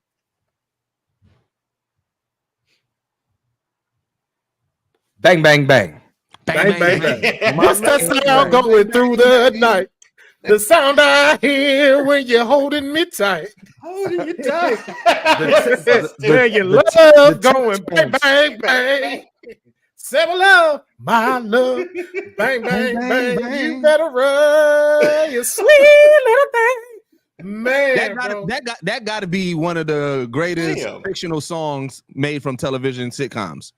Bro, John Witherspoon, I think, is probably one of the top 5 best dads of all time on screen, whether TV or movies. Like, that is true. Yeah, like I know we talk about like Uncle Phil, we talk about Carl Winslow and stuff like that, but like that's a Pops we knew. Like everybody knew someone like Pops. All of us had a Pops in their life that acted like that. Yep. And then what I like about it is he was kind of the same guy in like different situations, right? Yep. Like remember, I paid $30,000 for this damn house. Public Enemy on House Party, and then of course, Of course, my favorite one. He was the dad. Oh, wait a minute. He's been a dad multiple times. It's a lot of things, He's Craig's dad in Friday. Yep. You know what I'm saying? Like, and then also I believe he's David Allen Greer's dad in fucking in Boomerang, where he fucking the mom and the mushroom got to coordinate. Yep, got to coordinate. See, you got to coordinate. Yeah. Oh my God, he got mushrooms in the inside of the line. Got to hit the Man, shout out to John Witherspoon, man. Happy Father's Day, man, and shout out to, of course, JD Witherspoon too, man. Dude, man, forgot about you know. Pops. Granddad too, man. Come on. Yep, granddad. Yeah. Pops was him. Pops was him. All right, so now I think we did get everybody. So just to recap for television, we have in Dion's pick, we have John Amos from Good Times, Floyd Henderson from Smart Guy, and then Julius from Everybody Hates Chris. For Young Deuce, we got Red Foreman from That 70s Show, Al Bundy for some reason, and of course Uncle Phil's character from Sparks and Sparks. For Clint, we have Ray Campbell from Sister Sister, Ghost from Power, Lou Smith from Fresh Prince, and then mention. Hey, man. I'll call you. I call you. As he kept walking out. You know what I mean? I didn't want this. It just happens. And they say, you step up. No. No. Oh, man. There's two ways I could go about this. It's yes, no. Hey, also, whoever was the costume set designer or whatever, they made Lou like they made him in the I ain't shit dad outfit, bro. He was a truck driver, right? No, but it was, the colors he had on for some reason, like you look like you ain't shit. You look like you ain't shit. Like if I saw you today, you ain't shit, man. But and then of course my pick was Louis Wong from Fresh Off the Boat, Andre Johnson from Blackish, and then Damon Wayans from My Wife and Kids. We'll move into the third category, which is gonna be movies, and we'll go through this one real quick. I'm gonna let Clint go first because I know he has to go do some father duties. So Clint, give me your top 3 movie dads. My top 3 movie dads. All right, let's start with damn, I'm trying to think. Just because I want to, you know, I was bullshitting on the last one, but I want to really get this. I want to really get this right. You know, I'm gonna go back with Pops, or you know, John Witherspoon in Friday, just because he has the iconic line: "You win some, you lose some, but you live to fight another day." Amen. Amen. Amen. That is the essential hat running rules. When you running in somebody's hat or you getting your hat ran in, it's cool because you can fight another day.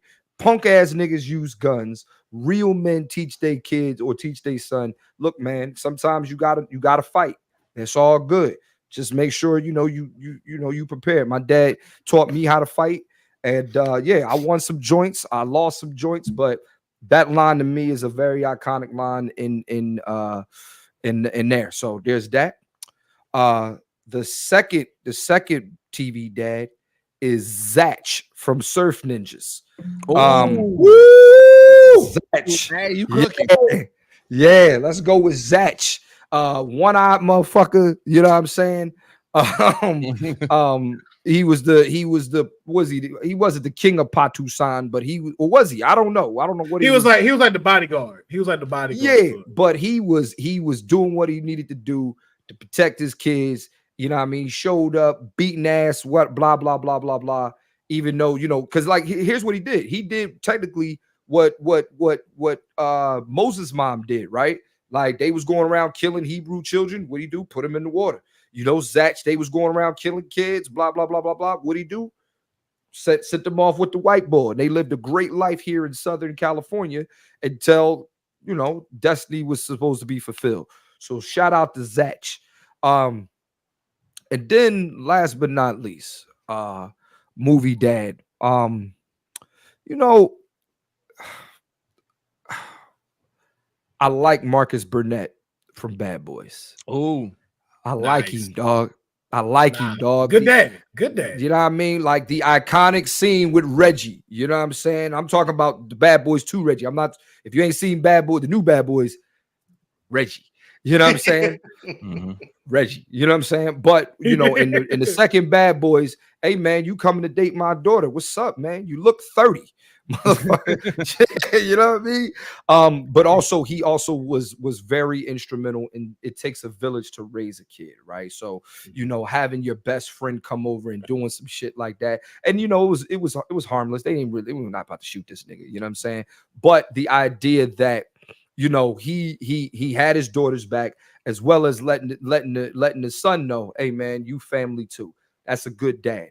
I have a 9-year-old daughter. When she starts dating, I ain't gonna be that dad. You know what I mean? Like I'm gonna say some wild shit, and then I'm gonna let him know, man. Hey man, if you want to date my daughter, you're more than welcome to come over and spend time at the house. Now, what you can't do is you can't go to the room and the door better not be closed, or I'm gonna knock you the fuck out. That's it.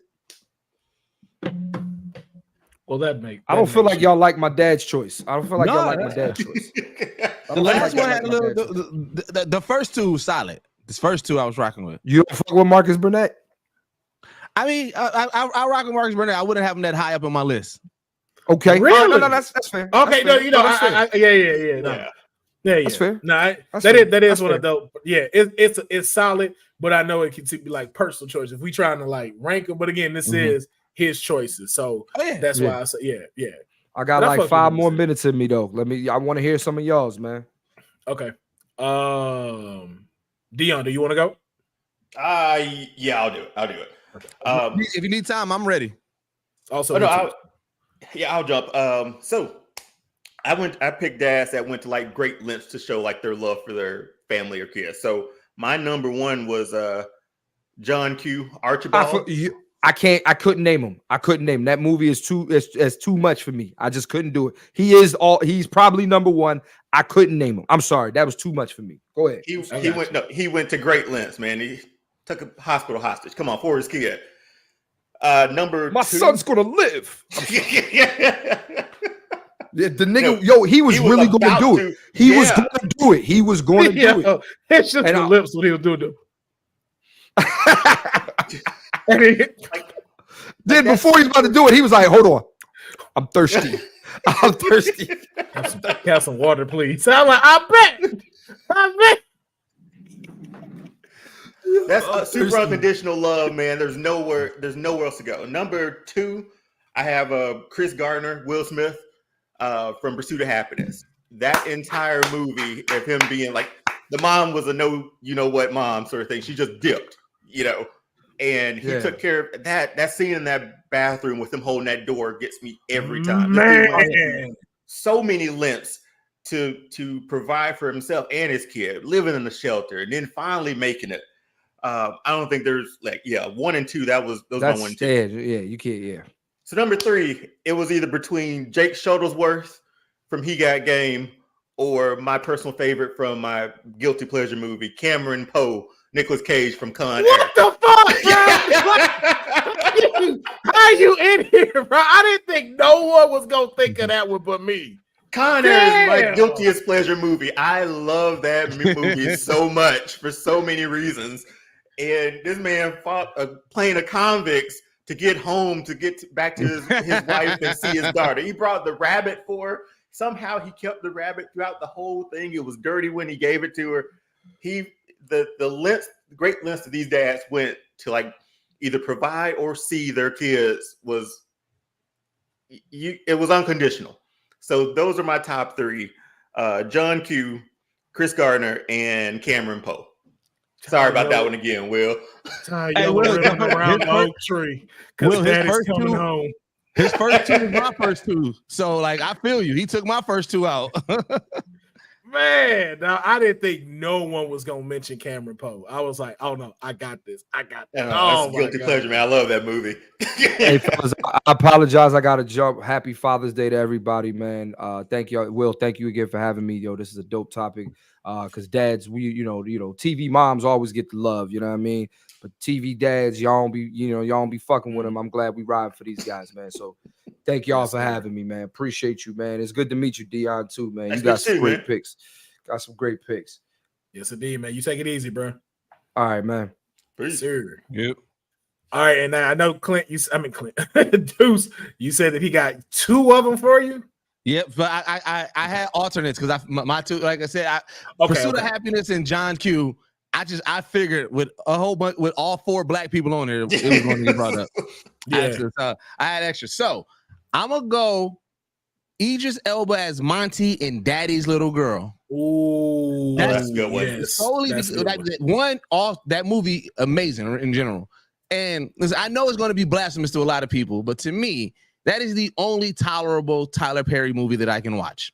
I'm mad at that statement. That is because as a darker complexion black man, we are usually the villains in Tyler Perry movies.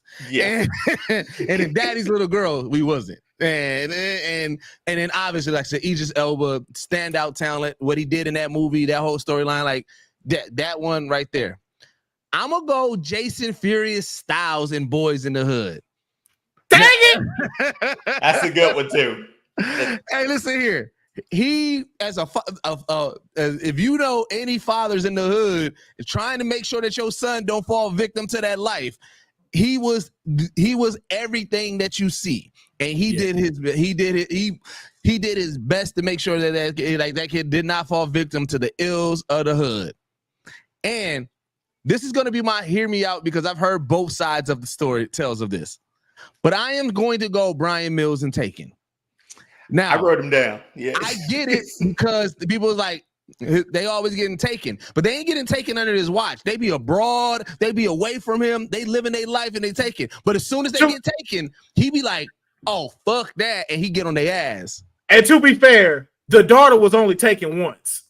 To be fair, she only got taken in the first movie. In the second one and the third one, this became a whole bunch of different shit. So it ain't like she got lost several times, taken several times. Yeah. So so Brian Mills Taken is my last because to kind of have him go that far to do that, yeah, it's crazy. Okay. Yeah, that dang boy, that's some solid list, man. Y'all same thing like how you just said, Deuce. Y'all knocked out all. I gotta go to all my alternates now. Wait, what was the one I took from you? Fuck Julius Furious Styles. I was there for Boys in the Hood. Like, no man. Oh, dude, yeah. I was like, man, ain't nobody finna say these. I know they finna go with this. But it's cool though. I have mine. So for movies, I have I don't want to start off with the black one first, so I'm gonna go with this one. Daniel Hillard, Robin Williams' character in Mrs. Doubtfire. Okay. Oh, I thought of that one, Will, but Mrs. Doubtfire just creased me out watching it as an adult now. Like it so does. It so does. But it's like I get it when it's like, yo, because like you done lost your kids. And it's like, yo, like, and then basically like, and then two, I'm gonna be honest, his wife ain't shit. His wife ain't shit for that. And like as a kid, I didn't get it, but when I watched it as an adult, I was like, yo, you could have been more lenient on him when it came to the custody stuff. Like for you to really like have him go through all of that stuff, like, yo, because the only thing it really was just like, yo, you need to take life a little bit more seriously. But it wasn't like he didn't want to be in their lives. It wasn't like he didn't take care of them. It wasn't like he didn't get stuff ready or anything like that. It was just like, yo, the pressures you had, like y'all just not compatible. You boring, he's fun. And I got it. Like, yo, as a marriage, that starts to stretch out. But I think she was way too hard on him and was like really trying to push him out so she can have his new family with Pierce Brosnan and stuff. Yeah. And I never, like, when I got in that as an adult, I was like, I don't like you for that. Like, yo, you really wrong for that. Like, to make him have to go to the lengths of, I have to pose as a fake British white woman Yeah. just so man, I can take care of my kids.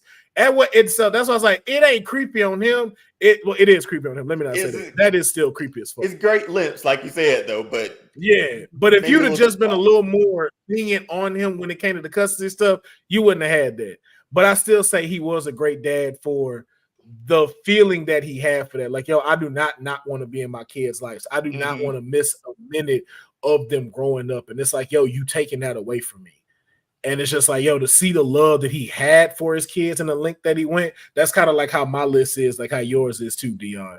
So I put him in there for it, as well as Howard Langston, Arnold Schwarzenegger's character in Jingle All the Way. Hey, I ain't mad at it. I just saw the comment pop up for it, and I Jingle All the Way is, again, I got to watch that at Home Alone at Christmas. Those are the only two for me. So yes, completely bro. agree. Love the pit. Jingle All the Way, so great. Like, just a dad trying to just hold it all, do everything. Just great. Yo, that and Sinbad. I put them like, yeah, like that was yo, because he was trying to, crazy as fuck, but he was trying to. And then there was a bomb in the package. It was a bomb, a real bomb in the package.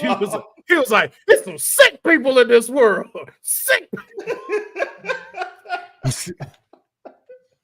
That movie's so good, man. It's so man, good. Oh, and my number one dad in movies is Eddie Murphy from Daddy Daycare. Oh, that's my number one. Come on, man. Like, yo, to be a dad, and then too, to be the kind of dad he was when he did have that job and was still being there for his son, still trying and stuff like that. But, you know, like, it do kind of had a disconnect when, you know, like, as a father, you're working almost 12 to 14 hours, come back and try to do this something, not taking away from any mothers or anything like that. But that disconnect comes a little bit when those things happen. And for him to fully pivot into going like, yo, I'm finna not only take care of my kid, but a whole group of other children. One of the best fathers, man. I gotta say, one of the best fathers. Absolutely. I will say, to King Mike Hall, shout out, honorable mention, Murtaugh from Lethal Weapon. Don't get enough credit. You are right. Murtaugh does not get enough credit. His family got like attacked in every single one, right? Like that comes with the territory of being a cop, though. So not every cop goes wakes up with duct tape over their mouths, man. Remember that from Lethal Weapon 2? Like that scene was terrifying, man. That was some wild ass shit. That was definitely wild. Then doesn't his house get blown up in the fourth one? Something like that. Like but that was Mel Gibson's fault more than his. That's just administration partnering them up. That's more on administration than anything. So, oh my god, man. But just to recap, my daughter, I know, my bad. No, you good. No, I get you. But it's still an honorable mention. Honorable mention. So just to recap over the movies, we have Dion's choices: John Q, Will Smith from Pursuit of Happiness, and Cameron Poe from Con Air. For Deuces, we got Idris Elba from Daddy's Little Girls, Jason Furious Styles from Boys in the Hood, Brian Mills. Did you see the comment just now? Yes. I don't know how the fuck I missed that. Me too. I feel bad. That's an honorable mention right there, man. Yeah. Goofy from a Goofy movie, yo. Oh my god. If that man, if we have to give Goofy his flowers, bro, for an hour and 30 minutes. This man was just trying to connect with his son before he goes off to college and just and leaves. It's like, yo, I just want to have one moment that I can hold on to you in this stage of your life before you go off. Now, I will say, though, to be fair on this, a Goofy movie 2 should have never been made because that got weird as fuck. Why is your dad following you to college? I've never even watched it. Because the Disney sequels were never good. They were like very cheap and straight to video, right? That's what this was. Yeah, I don't watch the sequels, man. I'm glad I did. Do not watch that. Do not watch that because it will definitely make Goofy movie go. Yeah, you should have stuck with the first one. That's prime example of sticking with the first Clint Coley's is Pops from Friday, Zach from Surf Ninjas, and then Marcus Burnett from Bad Boys. And my pick was Eddie Murphy from Daddy Daycare, Arnold Schwarzenegger from Jingle All the Way, and Robin Williams as Mrs. Doubtfire. Rest in peace to Robin Williams in that. And so that's gonna wrap up our dad selection. I don't want to keep y'all too long, just because I know we're kind of going over our time a little bit. So we're gonna do just a couple of trending topics that we're gonna discuss today, just to kind of go through them. The first one being that, and I just want to get y'all opinion on this. Marvel's Blade has lost its second director, Jan DeMange. Jan DeMange is known for Lovecraft Country. It has said that he has now left the project. He has exited from the project. No full determining reason why he has left, with the exception that it had nothing to do with scheduling conflicts at all.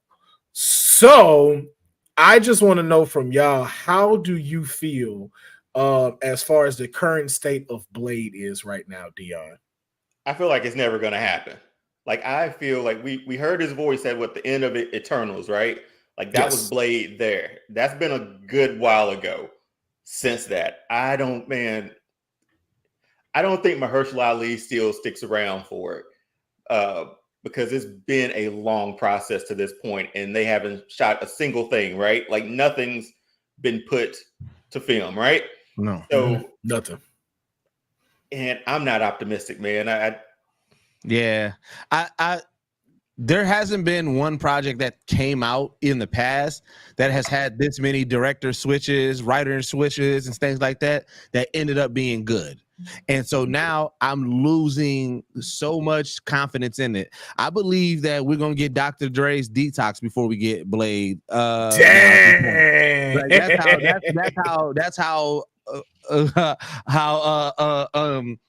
unconfident I am of this Blade now. And then now I believe, like, I'm just like, the one that would like, I don't see where we go to get a good script now at this point, because I feel like if those first two was so bad, I'm like, there's still elements that have to be contained, that still has to be, like, that each director probably has to incorporate. And so now I just feel like there's something that's in there that's disconnected. There's something that's in there that these great directors that were attached to it that are seeing that, like, nah, I'm out of here. Yeah. And I don't know. I just feel like I just feel like the interest, the buzz around it is dying, and all of these switches and changes is definitely taken away from it. Yeah, because anticipation was there for it. Like, I was like, oh, great casting, right? And then I'm like, okay, this is gonna be it's gonna hopefully meet those same standards of those first two Blade movies for me. But man, I didn't think.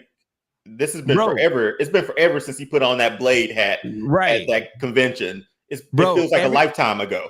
Everything was there. Mahershala, top tier talent, right? We had great directors. It was the MCU's next phase, right? Then when Wesley gave Mahershala the nod, we were like, oh shit, the OG fucking with the new. Like, everything was there, and that's just like, now we just put pen to paper and then put paper to screen.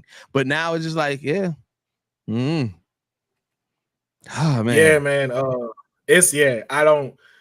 I don't know how this goes. I don't see what they're gonna do when it comes to this now, because, like you said, just two directors, Deuce. Yeah, that's not a good thing. That's not a good thing.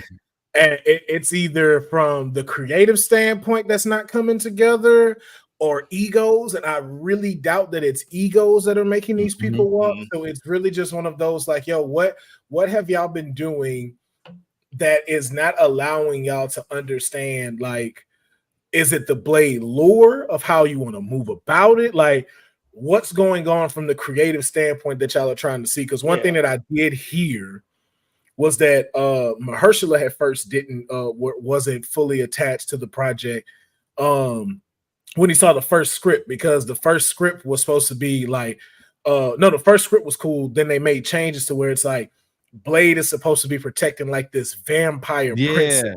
I remember reading that. And it made him because it made him like a bodyguard. It wasn't about him. And so, and that's the thing of just like, I don't and to Dion's point, I don't see this going anywhere now. I really see this, and I believe somebody said it in the chat, of it moving now to maybe a episodic show or even to a Marvel spotlight. But I don't see this now being a major one, especially with the way that it's moving. It made me question now, and I'll ask y'all opinion. Does in this current MCU, does Blade need a solo film? Man, I feel like Spider-Man popped up, so I feel like Blade could do very similar. Even if you take it back to like the animated series of the 90s, he just popped up and we knew what he was about, right? Or we found out through that what he was about. I mean, because I'm looking at the comments too, and it's episodic show. I'm trying to think about that, but then Marvel just like sort of scaled back like a lot of stuff that they're going to be putting out over the next few years, like to get back on track. Yeah. So I don't think Blade's in those plans anymore, man. It seems like it's too far out. In the MCU current state where they're at, we don't need a Blade movie. I would like a Blade movie done well, just because of how dope the character is and how dope that story is. It's not needed. Like, to answer your question, Will, it's definitely not needed. It's one of those things where it's like, yo, Blade is dope, and if it's done right, ooh, I would love it. But it's not needed. It's kind of like, you know, we get in all these live action animes, right? And it's like Dragon Ball Z is so dope that like we don't need the live action Dragon Ball, but if they do it right and we get it, oh shit, I'm here for it. Yeah. That's kind of how I feel with Blade. It's like we don't necessarily need it because the original Blades was great, and like of course I would love to see, you know, the more stories and the continuation of it, or just where, you know, what you can do with it now with the technology and where we're at. But if it needed, then I'm gonna say no.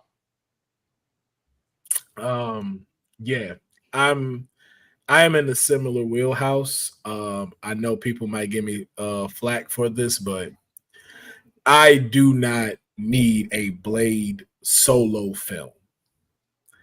And here's why I don't need one in the current MCU. And the reason being is Blade has no real dope villains that I need to see. Blade does not push the needle of the MCU to where a solo film is needed. Blade does sit in the category of a Marvel Presents or having him included in a joint feature like Midnight Suns. Yeah. I think his world needs to be introduced first before him. We have not seen the darker side of Marvel. And I don't mean just like the spooky stuff from the witchcraft of Doctor Strange. Like, we have not seen the down grittiness just yet of the MCU. And we can't count Daredevil yet because they haven't made it for this one. That's still considered Netflix. So we haven't seen this side that he's on where it gets like that. And then the closest thing we've seen it to is Morbius. Yeah. And we don't want that world. We don't want that world. And to extend kind of what you're saying, everything that Phase 4 and Phase 5 have been giving us has been leading to this intergalactical war, this multiversal war, where Blade is definitely more a street level. Like, I feel like if they really should have come earlier. Yeah, if they would have continued with that Netflix verse and that street level and everything like that, Blade definitely would have fit more in there. And then even plucking them out of that and bringing them to the main MCU and saying, oh, we also got this vampire hunter rolling with us, it would make more sense. But if we're already talking about Galactus and Celestials and everything like that, I just don't see Blade fitting in there. At least, especially without the introduction. And I saw somebody said it too. He do need to make more cameos. Like, okay, granted, we heard his voice, but like right now, the connection to Blade is all nostalgic. It is all nostalgic. So we haven't even seen Blade in this current MCU. So there's really nothing else to be excited. Like, oh, I can't wait to see Blade interact with this person, because we don't even know how it's going to be yet. Like, even outside of villains, even outside of the heroes, like, you know what I'm saying? Just even being to say like, oh, I want to see Blade interact. Like, I don't know who's the dynamic. Like, you know how we see like how Thor and Incredible and Bruce is, or how Cap and Tony is, or how, you know what I'm saying, just like who would be the good pairing that you want to see Blade with right now. And right now, I can't think of anybody. Well, yeah, and then in the comments, I know King Mike Hall says you can't see Blade in there, but you brought in Hawkeye in there. Stop the cap. No. Here's how to explain that. Oh, well, go ahead, Dion. I think you. No, I think you were about to say the same thing. We've seen him interact with these intergalactic things already, with Thanos, with even the attack on New York and the Avengers. We've seen Hawkeye in this world already, so Hawkeye makes sense in this world. And he said it himself in Civil War. He's out here with the bow and arrow. None of this makes sense. So I think seeing him in it is great. We're good with that. But with Blade, give me a show, man. I'm on board with more of a show now, street level, just to get him in there somehow if you need. And you bringing that up, King Mike Hall. That is the way that I see them pushing Blade. How they pushed Hawkeye. Hawkeye first made his appearance in Thor. So it gave us a chance to get attached to Hawkeye before they gave him his own solo project. Originally, it was supposed to be a movie. Then they started doing television, so they moved it to television. That's how they should do Blade. I should see Blade interacting in other things first. Let me get a feel for him, and then let's figure out where he lands in either a solo movie or a television show. Because the other thing we have to keep in mind is we don't know what Blade we're getting, because the movie made him a vampire. In the comics, he wasn't a vampire. He was just a vampire hunter. If memory serves me correct, Morbius is the one that made him into a vampire. Oh, I got to double check on that. I really have no clue. Yeah, he wasn't originally like half vampire, half man. He was just a vampire hunter when he first made his introduction into the Spider-Man comics. And so it was Morbius, I believe, that bit him and turned him into like this hybrid. Yeah. So it's like, which version are we going with? Is it one where he's already have this now? Is that the new lore that we're going with? Because we know the Blade game, he's already a vampire, but it still didn't tell us how that happened. So we don't know if the new version is how they're going off of the movie or if they're going to adapt the comic book. But these are things that it's like you can sprinkle and trickle these in throughout cameos and setting up that world that Blade is in. So we then get ready and go, okay, well, we want to see Blade solo. And then too, we start to kind of like know like what's around him. Who would he be facing? What type of vampires are there? It's all set rather than that world relying on it all being relied on that one movie. You know what? I'm actually surprised MCU didn't do that, because when you think about it, all the characters now that are like juggernauts in the MCU all started like that way. When Scarlet Witch came in Avengers Age of Ultron, she was in that movie as a side character, and then we got attached to her, and now look how big she is. When T'Challa came, T'Challa was in Civil War, and we saw two people at once. We saw T'Challa and Spider-Man get introduced in Civil War, and they are juggernauts within it, right? It's like, so we've seen characters get shoehorned in and brought in as just like side characters who become juggernauts in it. So the only just have Blade's voice and then be like, all right, now full movie. I'm like, why are y'all abandoning the formula that you guys created to work? Because I agree. Like I said, Blade, I would if I had the opportunity, if I was building my Avengers team and it was like, all right, you got to choose between Blade and Hawkeye, I'm definitely choosing Blade. But in the MCU, he just has not been set up to be successful yet. So where could they drop him in that would make sense, like right now? Now. I think what's his face just said it on Twitch. I'm just okay, I see that now. The Punisher. Blade should definitely get dropped within the Punisher. Because here's the thing, the Punisher doesn't necessarily just have to go after regular people. This is where you can start introducing magic. I gotta hear me out, by the way, when you're done. Okay. And then my other choice would be, I would say his first cameo should be in the new Doctor Strange movie. Ooh, that's a good one. Okay. I think Doctor Strange should be where we first get a glimpse of Blade. And then this is my and I hope I don't take you hear me out. I don't think this Blade should be from 616. Oh, I can see that. That's not my hear me out, but I can see that. Yeah. Okay. I don't think Blade should be from 616 just yet. Yeah. I think Blade should come from another universe where Doctor Strange introduces him into this new MCU. could be possibly from an incursion that he caused. Yeah. So here's my hear me out. And this is it's a multi-layered reason why, right? So Blade in itself, it's a more darker MCU storyline, like in general, and we haven't really gotten that dark. I mean, we had Wolf by Wolf. Why can't I think of Werewolf by Night? Werewolf by Night. Yeah, we had that. That was kind of like I said, that went like that. Marvel Presents that one off and everything like that. But here's my hear me out. We do have one property that, even though it's more satire and comedy, it can fit. I think a She-Hulk introduction would be good. And this is the hear me out, because She-Hulk, being an attorney, has the capability of being in different worlds that doesn't fit her, like as far as a superhero story, but just having to be thrust into this story as an episodic situation. And I can see a vampire situation where now She-Hulk has to represent either, like, I don't know the full storyline, but to, like, just have to represent something with dealing with vampires. And it is like a, wait, what is this? Like, yo, this is not the Marvel, or, you know what I'm saying, even with her commentary, like, this is not the Marvel that I'm used to. We dealing with vampires and people getting their blood sucked out. And even though that would be a little bit parody and anything, but it's introducing that character, introducing the idea, introducing that world, and then whatever that suit, that lawsuit, or everything like that happens, then you get it back into the seriousness of it. Because remember, when we talked about She-Hulk, the reason why I love She-Hulk is that I looked at She-Hulk as not the main MCU storyline. I looked at it as like, this is just a parody comedy version episode of dealing with these serious superhero characters and villains and hijinks. And I was like, we can do a quick hijink episode with Blade and then get into the real seriousness of Blade. That is my hear me out.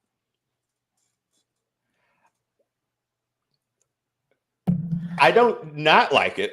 That was a perfect answer. No, but like the She-Hulk thing, because we got Daredevil in there too, and Daredevil was going to go off and do his thing there. I love She-Hulk too.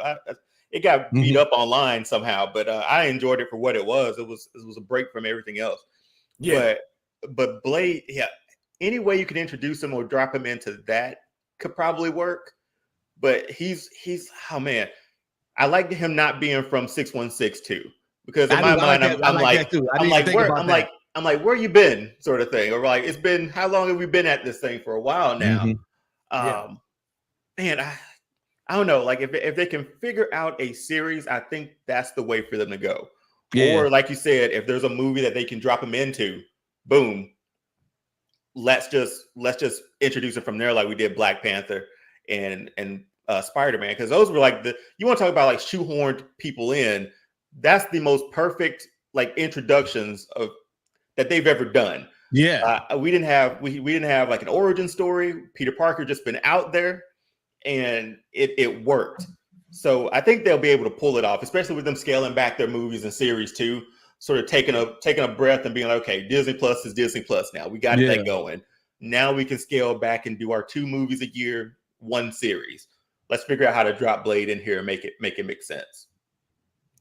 But movie wise, I'm not optimistic. I mean, the anticipation is gone for me from that one though. Yeah, same for me. I just if they can shoehorn it in, fine. But right now, I don't want to say it like this. I don't want to say he has to earn it, because you know how that can sound, but it's like, damn, that's a good one. Yeah, in a sense, it's like you have to earn it. And yes, even he should have been in the Loki episode. Definitely should have heard something from him. Because you know what? Because the way it has to happen is that the Blade universe has to already be going, and somebody just has to jump in and be like, what the fuck? And so Loki jumping into that universe for whatever reason as an episode, that would have been a really good what the fuck moment of Loki reacting to it. Because again, at this point, we can't go origin with Blade because it's too much. You got to go. This Blade is already the Blade that we know of, or a full-fledged Blade, and somebody that we already know gets thrust into his universe or his world, and it's like, what the fuck? Because like even when Cap, the new Cap, said it, remember he was like, we know the rules, it's aliens and blah blah blah, and then I can see even him reacting to vampires like, that was not part of the 3 that I thought we had. And, you know, so it's just like, it has to be somebody thrown into it for whatever reason. So I like the Loki idea. Mm-hmm. Yeah. And that's why I say too, I like the different world and expect, because the thing is, it's like this incursion thing can really help shape a lot of this stuff to give us what we're missing and to keep us pushing. Because even though like incursions can be caused, another way they didn't put like a version of an incursion going is like, well, they kind of did. They hinted at a little bit in Spider-Man No Way Home. Certain people dropping into these different worlds. Now imagine though, they're also different pieces and dropping through time when this happens.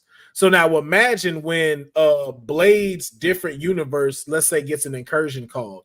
Not only is he being dropped into now 616 current time, but also that entire lineage starts falling into that timeline. So now go to TVA and you see those lines. Now their stuff merged into one. And certain things happen. So now it's like, yo, not only do you have all the history we talked about with 616, but vampires were now included into that now. And now other people may have to catch up, or it might already been weaved into history. And now this is the new timeline. Or if Loki hadn't done it already when he pulled these together and they have that. But I really think From a Different World would help with this multiversal like phase that they're going through. So I just did a quick search because I was trying to see like who's the strongest vampires like in the MCU. Because what I was thinking kind of like what your idea, like if we do get a Blade solo movie, I feel like the movie itself should not be connected to the MCU. It's like the Easter egg, right? Whereas like whatever Blade is doing in the Blade movie, he ends up having to go fight one of the strongest villains, but he gets like the call where it's like, oh, this villain's actually in the MCU, and now we got to remove you from your block, your neighborhood, your world, because you got to cohere. One of the strongest vampires in the MCU is Doctor Strange's brother, Victor Strange. He dies in a car accident and gets resurrected as a vampire. And we know that, like I said, with incursions and things like that, I can see a situation where Doctor Strange, not knowing that his brother becomes a vampire, and now the only way to stop him is he needs this elite-ass vampire hunter, which is actually Blade, and then that's how you can bring it in. So there is a storyline that could happen there with Doctor Strange, for sure. I think he might be the only one that makes sense at this point in time from MCU. He's probably the only thing, because Eternals, it was what it was, right? But Doctor Strange might be your only sort of, for lack of a better term, portal into the MCU. So and then that could also too, like his brother could be trying to, that's the incursion that's being called. He's trying to blend that stuff in using magic. So that does sit that I like how we've made that sit right there. But that's why I think that works better than, you know, again, like King Mike Hall, I understand what you're saying about just drop it, but again, too, you got 2 directors just backed out, so obviously just dropping it ain't working, because you do have to have a slight tie-in with the MCU. I don't think it needs to be heavy, to Deuce's point.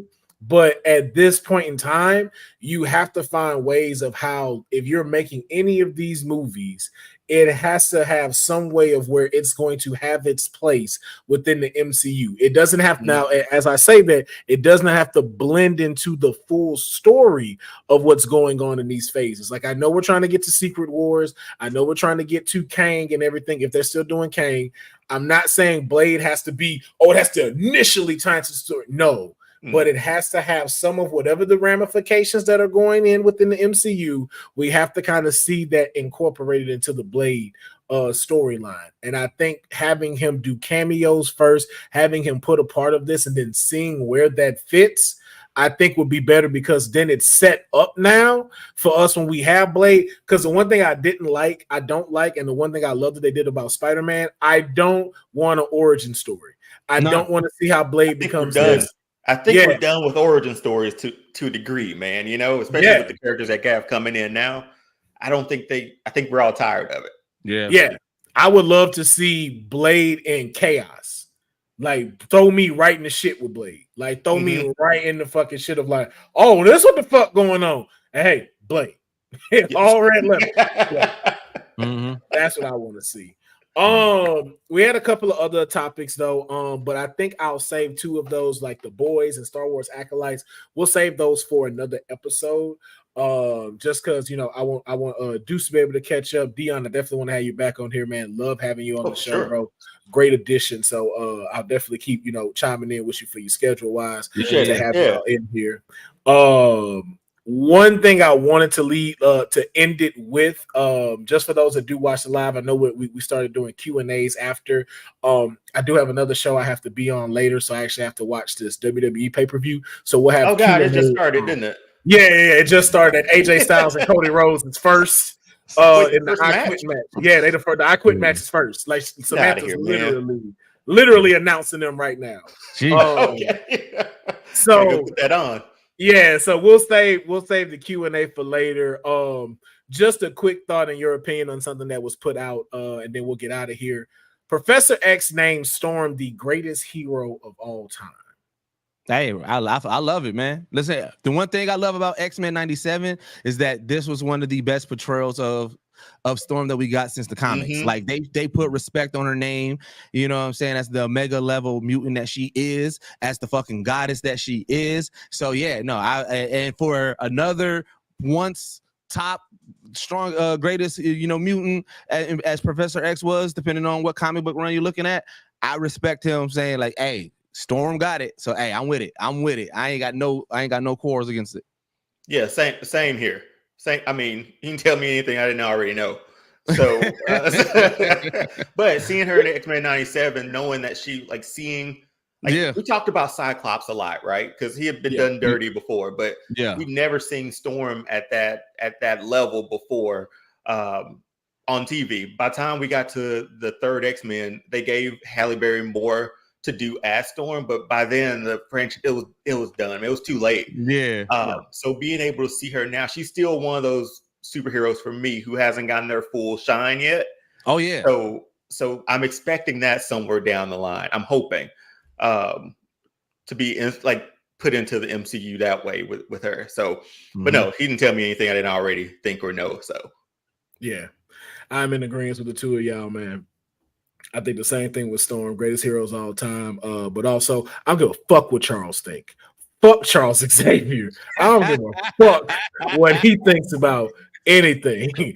I was like, I like this whole lineup except this first part. Professor X, fuck Professor X. That motherfucker toxic as shit, bro. Hey, is this based off the 897? Is this based off the recent? No, no, yeah, he was Charles ain't shit, bro.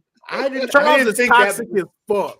It didn't hit me in the face as much as it did before this 97. I was like, my God, like, you really ain't shit, man. Like, that's how I was watching. You created Phoenix. Like, you made Phoenix, bro.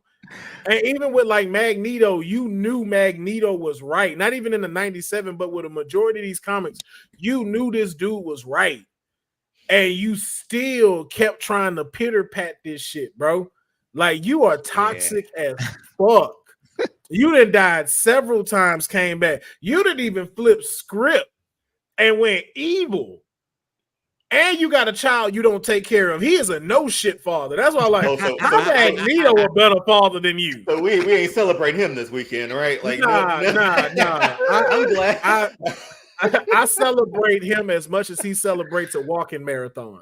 That's how much I celebrate. Oh, Will, come on, man. That's how much I celebrate Charles, man. Put the brakes on that man Wills and leave him in the room.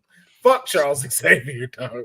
That nigga ain't shit. He got money to kill. For the longest, we said it was always Charles Xavier and Magneto was Martin and Malcolm. Come to find out, Charles Xavier is more Dr. Umar than Martin, bro.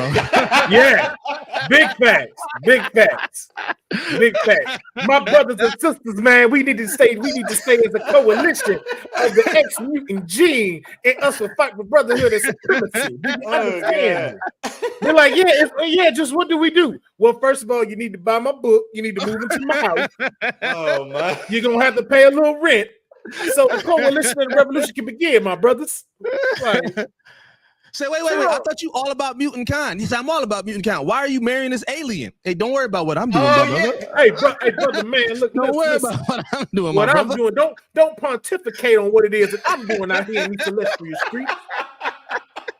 You should be more focused on yourself, my brother. Oh, man. You see, the problem is you focus on myself and not the white devil that likes to manipulate metal God. around here. He is the issue here, my brother. Fuck Charles, man. Charles ain't shit. I think low key we rode with Magneto anyway. I think just the way that he, granted, he did some he took some turns for the worse, right? But for the most part, he just wanted his people to be I mean, all I'm gonna his say people, man. Like he just wanted. All I'm gonna say is this: this man went through a Holocaust and still get treated like black people. If that don't make you want to roll with Magneto, I don't know what. Because for some reason, when normies call people mutants, it sounds like the N-word. I'm like, dang, you went through both. Yeah, Like, you definitely know. Like, hey, bro, these people ain't shit. These people ain't shit. I'm letting you know that now. Good grief, man. But look, man, we're gonna wrap up this episode, man. Yeah. I want to thank everybody who was in here today, man. Appreciate y'all coming through the chat. Official Storm, I'm Just Cheat, King Mike Hall, man, Shawnee, Bushido Zay, James Woodward, John Dillum, Easy Knot, Granddaddy Perp. So many people joined the chat today. This channel continues to keep growing, and I really appreciate y'all checking out Straight Out of a Comic Book. Before we get out of here, though, I always want to make sure my guests have a time to be able to promote themselves where y'all can go follow and support them. I'm gonna start off with Deuce, and then we're gonna move to Dion, and I will close this thing on out. Deuce, it's on you. So I ain't been on here in a while. So you know what I'm saying? I ain't update on y'all on what I've been on, but you know what I'm saying? If y'all didn't see, I was on Sway in the Morning for being a blurred, and that to me is crazy as fuck. I got to talk about being a blurred, got to talk about our documentary, the Black Geek documentary that we're working on and everything like that. So make sure y'all go to Sway's Universe page or to type in Geek Set and Sway in the Morning. Watch our interview, throw some eagles in the chats. That's our call signal. That's our emoji. Support there in regards to that. And then top of July, we have some really dope things that are involving the Black Geek documentary that we're going to be releasing. So just pay attention to that. You know what I'm saying? Like, follow me, young_deuces or Geek or at Geek Set Podcast. Check out everything. You can see our teaser trailer up, but we're going to be dropping a lot of content in July and moving forward. Like, we are in the actual, like, oh, this shit's about to get real with the documentary, you know what I'm saying? And so, y'all support is needed.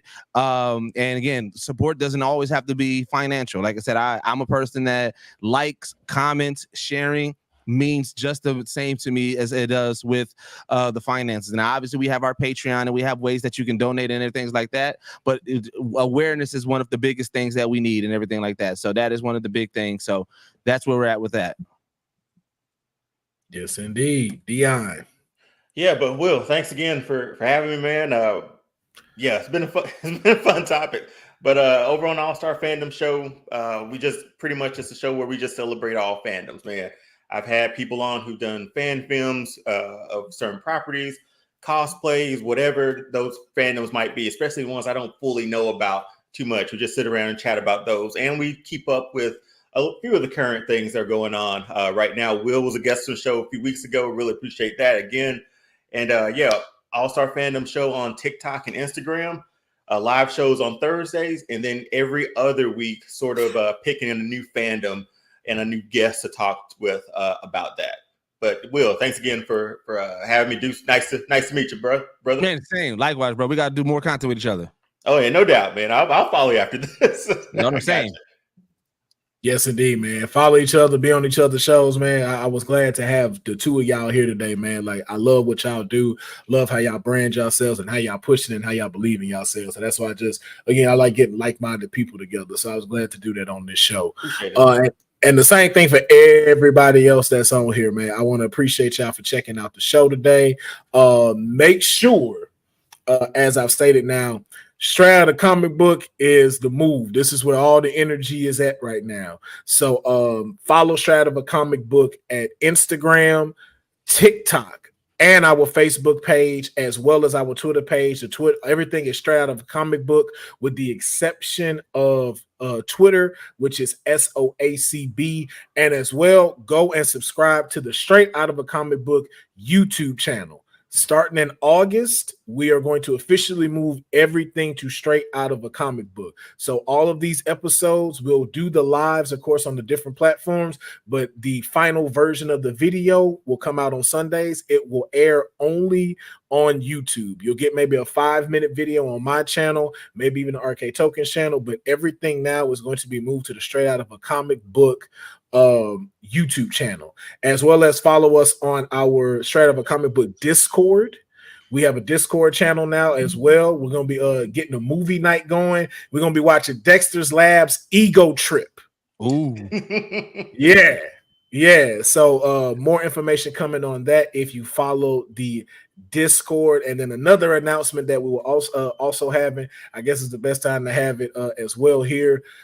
Geek Blasphemy, of course, hosted by our very own Young Deuces, will also be moving to Straight Out of a Comic Book in August, and we will be starting to do some new episodes within the fall. We got some more that's in the chamber that's going to come out, but Geek Blasphemy will also be added to the Straight Out of a Comic Book YouTube page. So in August, everything's moving over there. We are growing the Straight Out of a Comic Book community, and I thank y'all for everybody that is here, that has showed up for the lives, watched the episodes, commented, liked, subscribe, and for that, with all the people that's on here, I'm glad that y'all support all of these folks from Geek Set, All-Star Fandom, even for Clint as well. Make sure you follow his stand-up special, My Edible Kicked In. Man, check out his My Edible Wore Off tour that's out right now. And I don't know if I can give the announcement yet. There's 2 announcements that he has coming, 2 big announcements. Announcements. I don't think it's official just yet, so I'm not going to say it. I'll allow him to say it when it's ready. But then also, to check out his World Series of Spades. Just had a successful time at the Roots Picnic out in Philadelphia. Like we said, we have so many people on here that's just doing amazing things, man. Man, you get it next time, bro. You're going to go. You're going to be at one of these, bro. I was Don't supposed even to worry. be there. You move, but you moving and shaking, bro. You moving. Well, no, and this shaking. one I had to be a responsible dad. My son was graduating. Come on, man. Come on. If any reason to miss it, it's that. So, but thank y'all for checking it out, man. Be sure to tap back in with me Wednesday. We'll be going live, playing some video games, doing some other stuff. Might even have some guests on there. So be sure to check it out. Have yourself a fantastic weekend. To all the fathers out there, man, enjoy your day tomorrow. Even if you got one on the way, enjoy your day tomorrow. If you're not a father, do something for yourself. Do something for a father that you got respect for and that you look up to, anything how you see it like that. But do something for a dad, man. And we will catch y'all next time.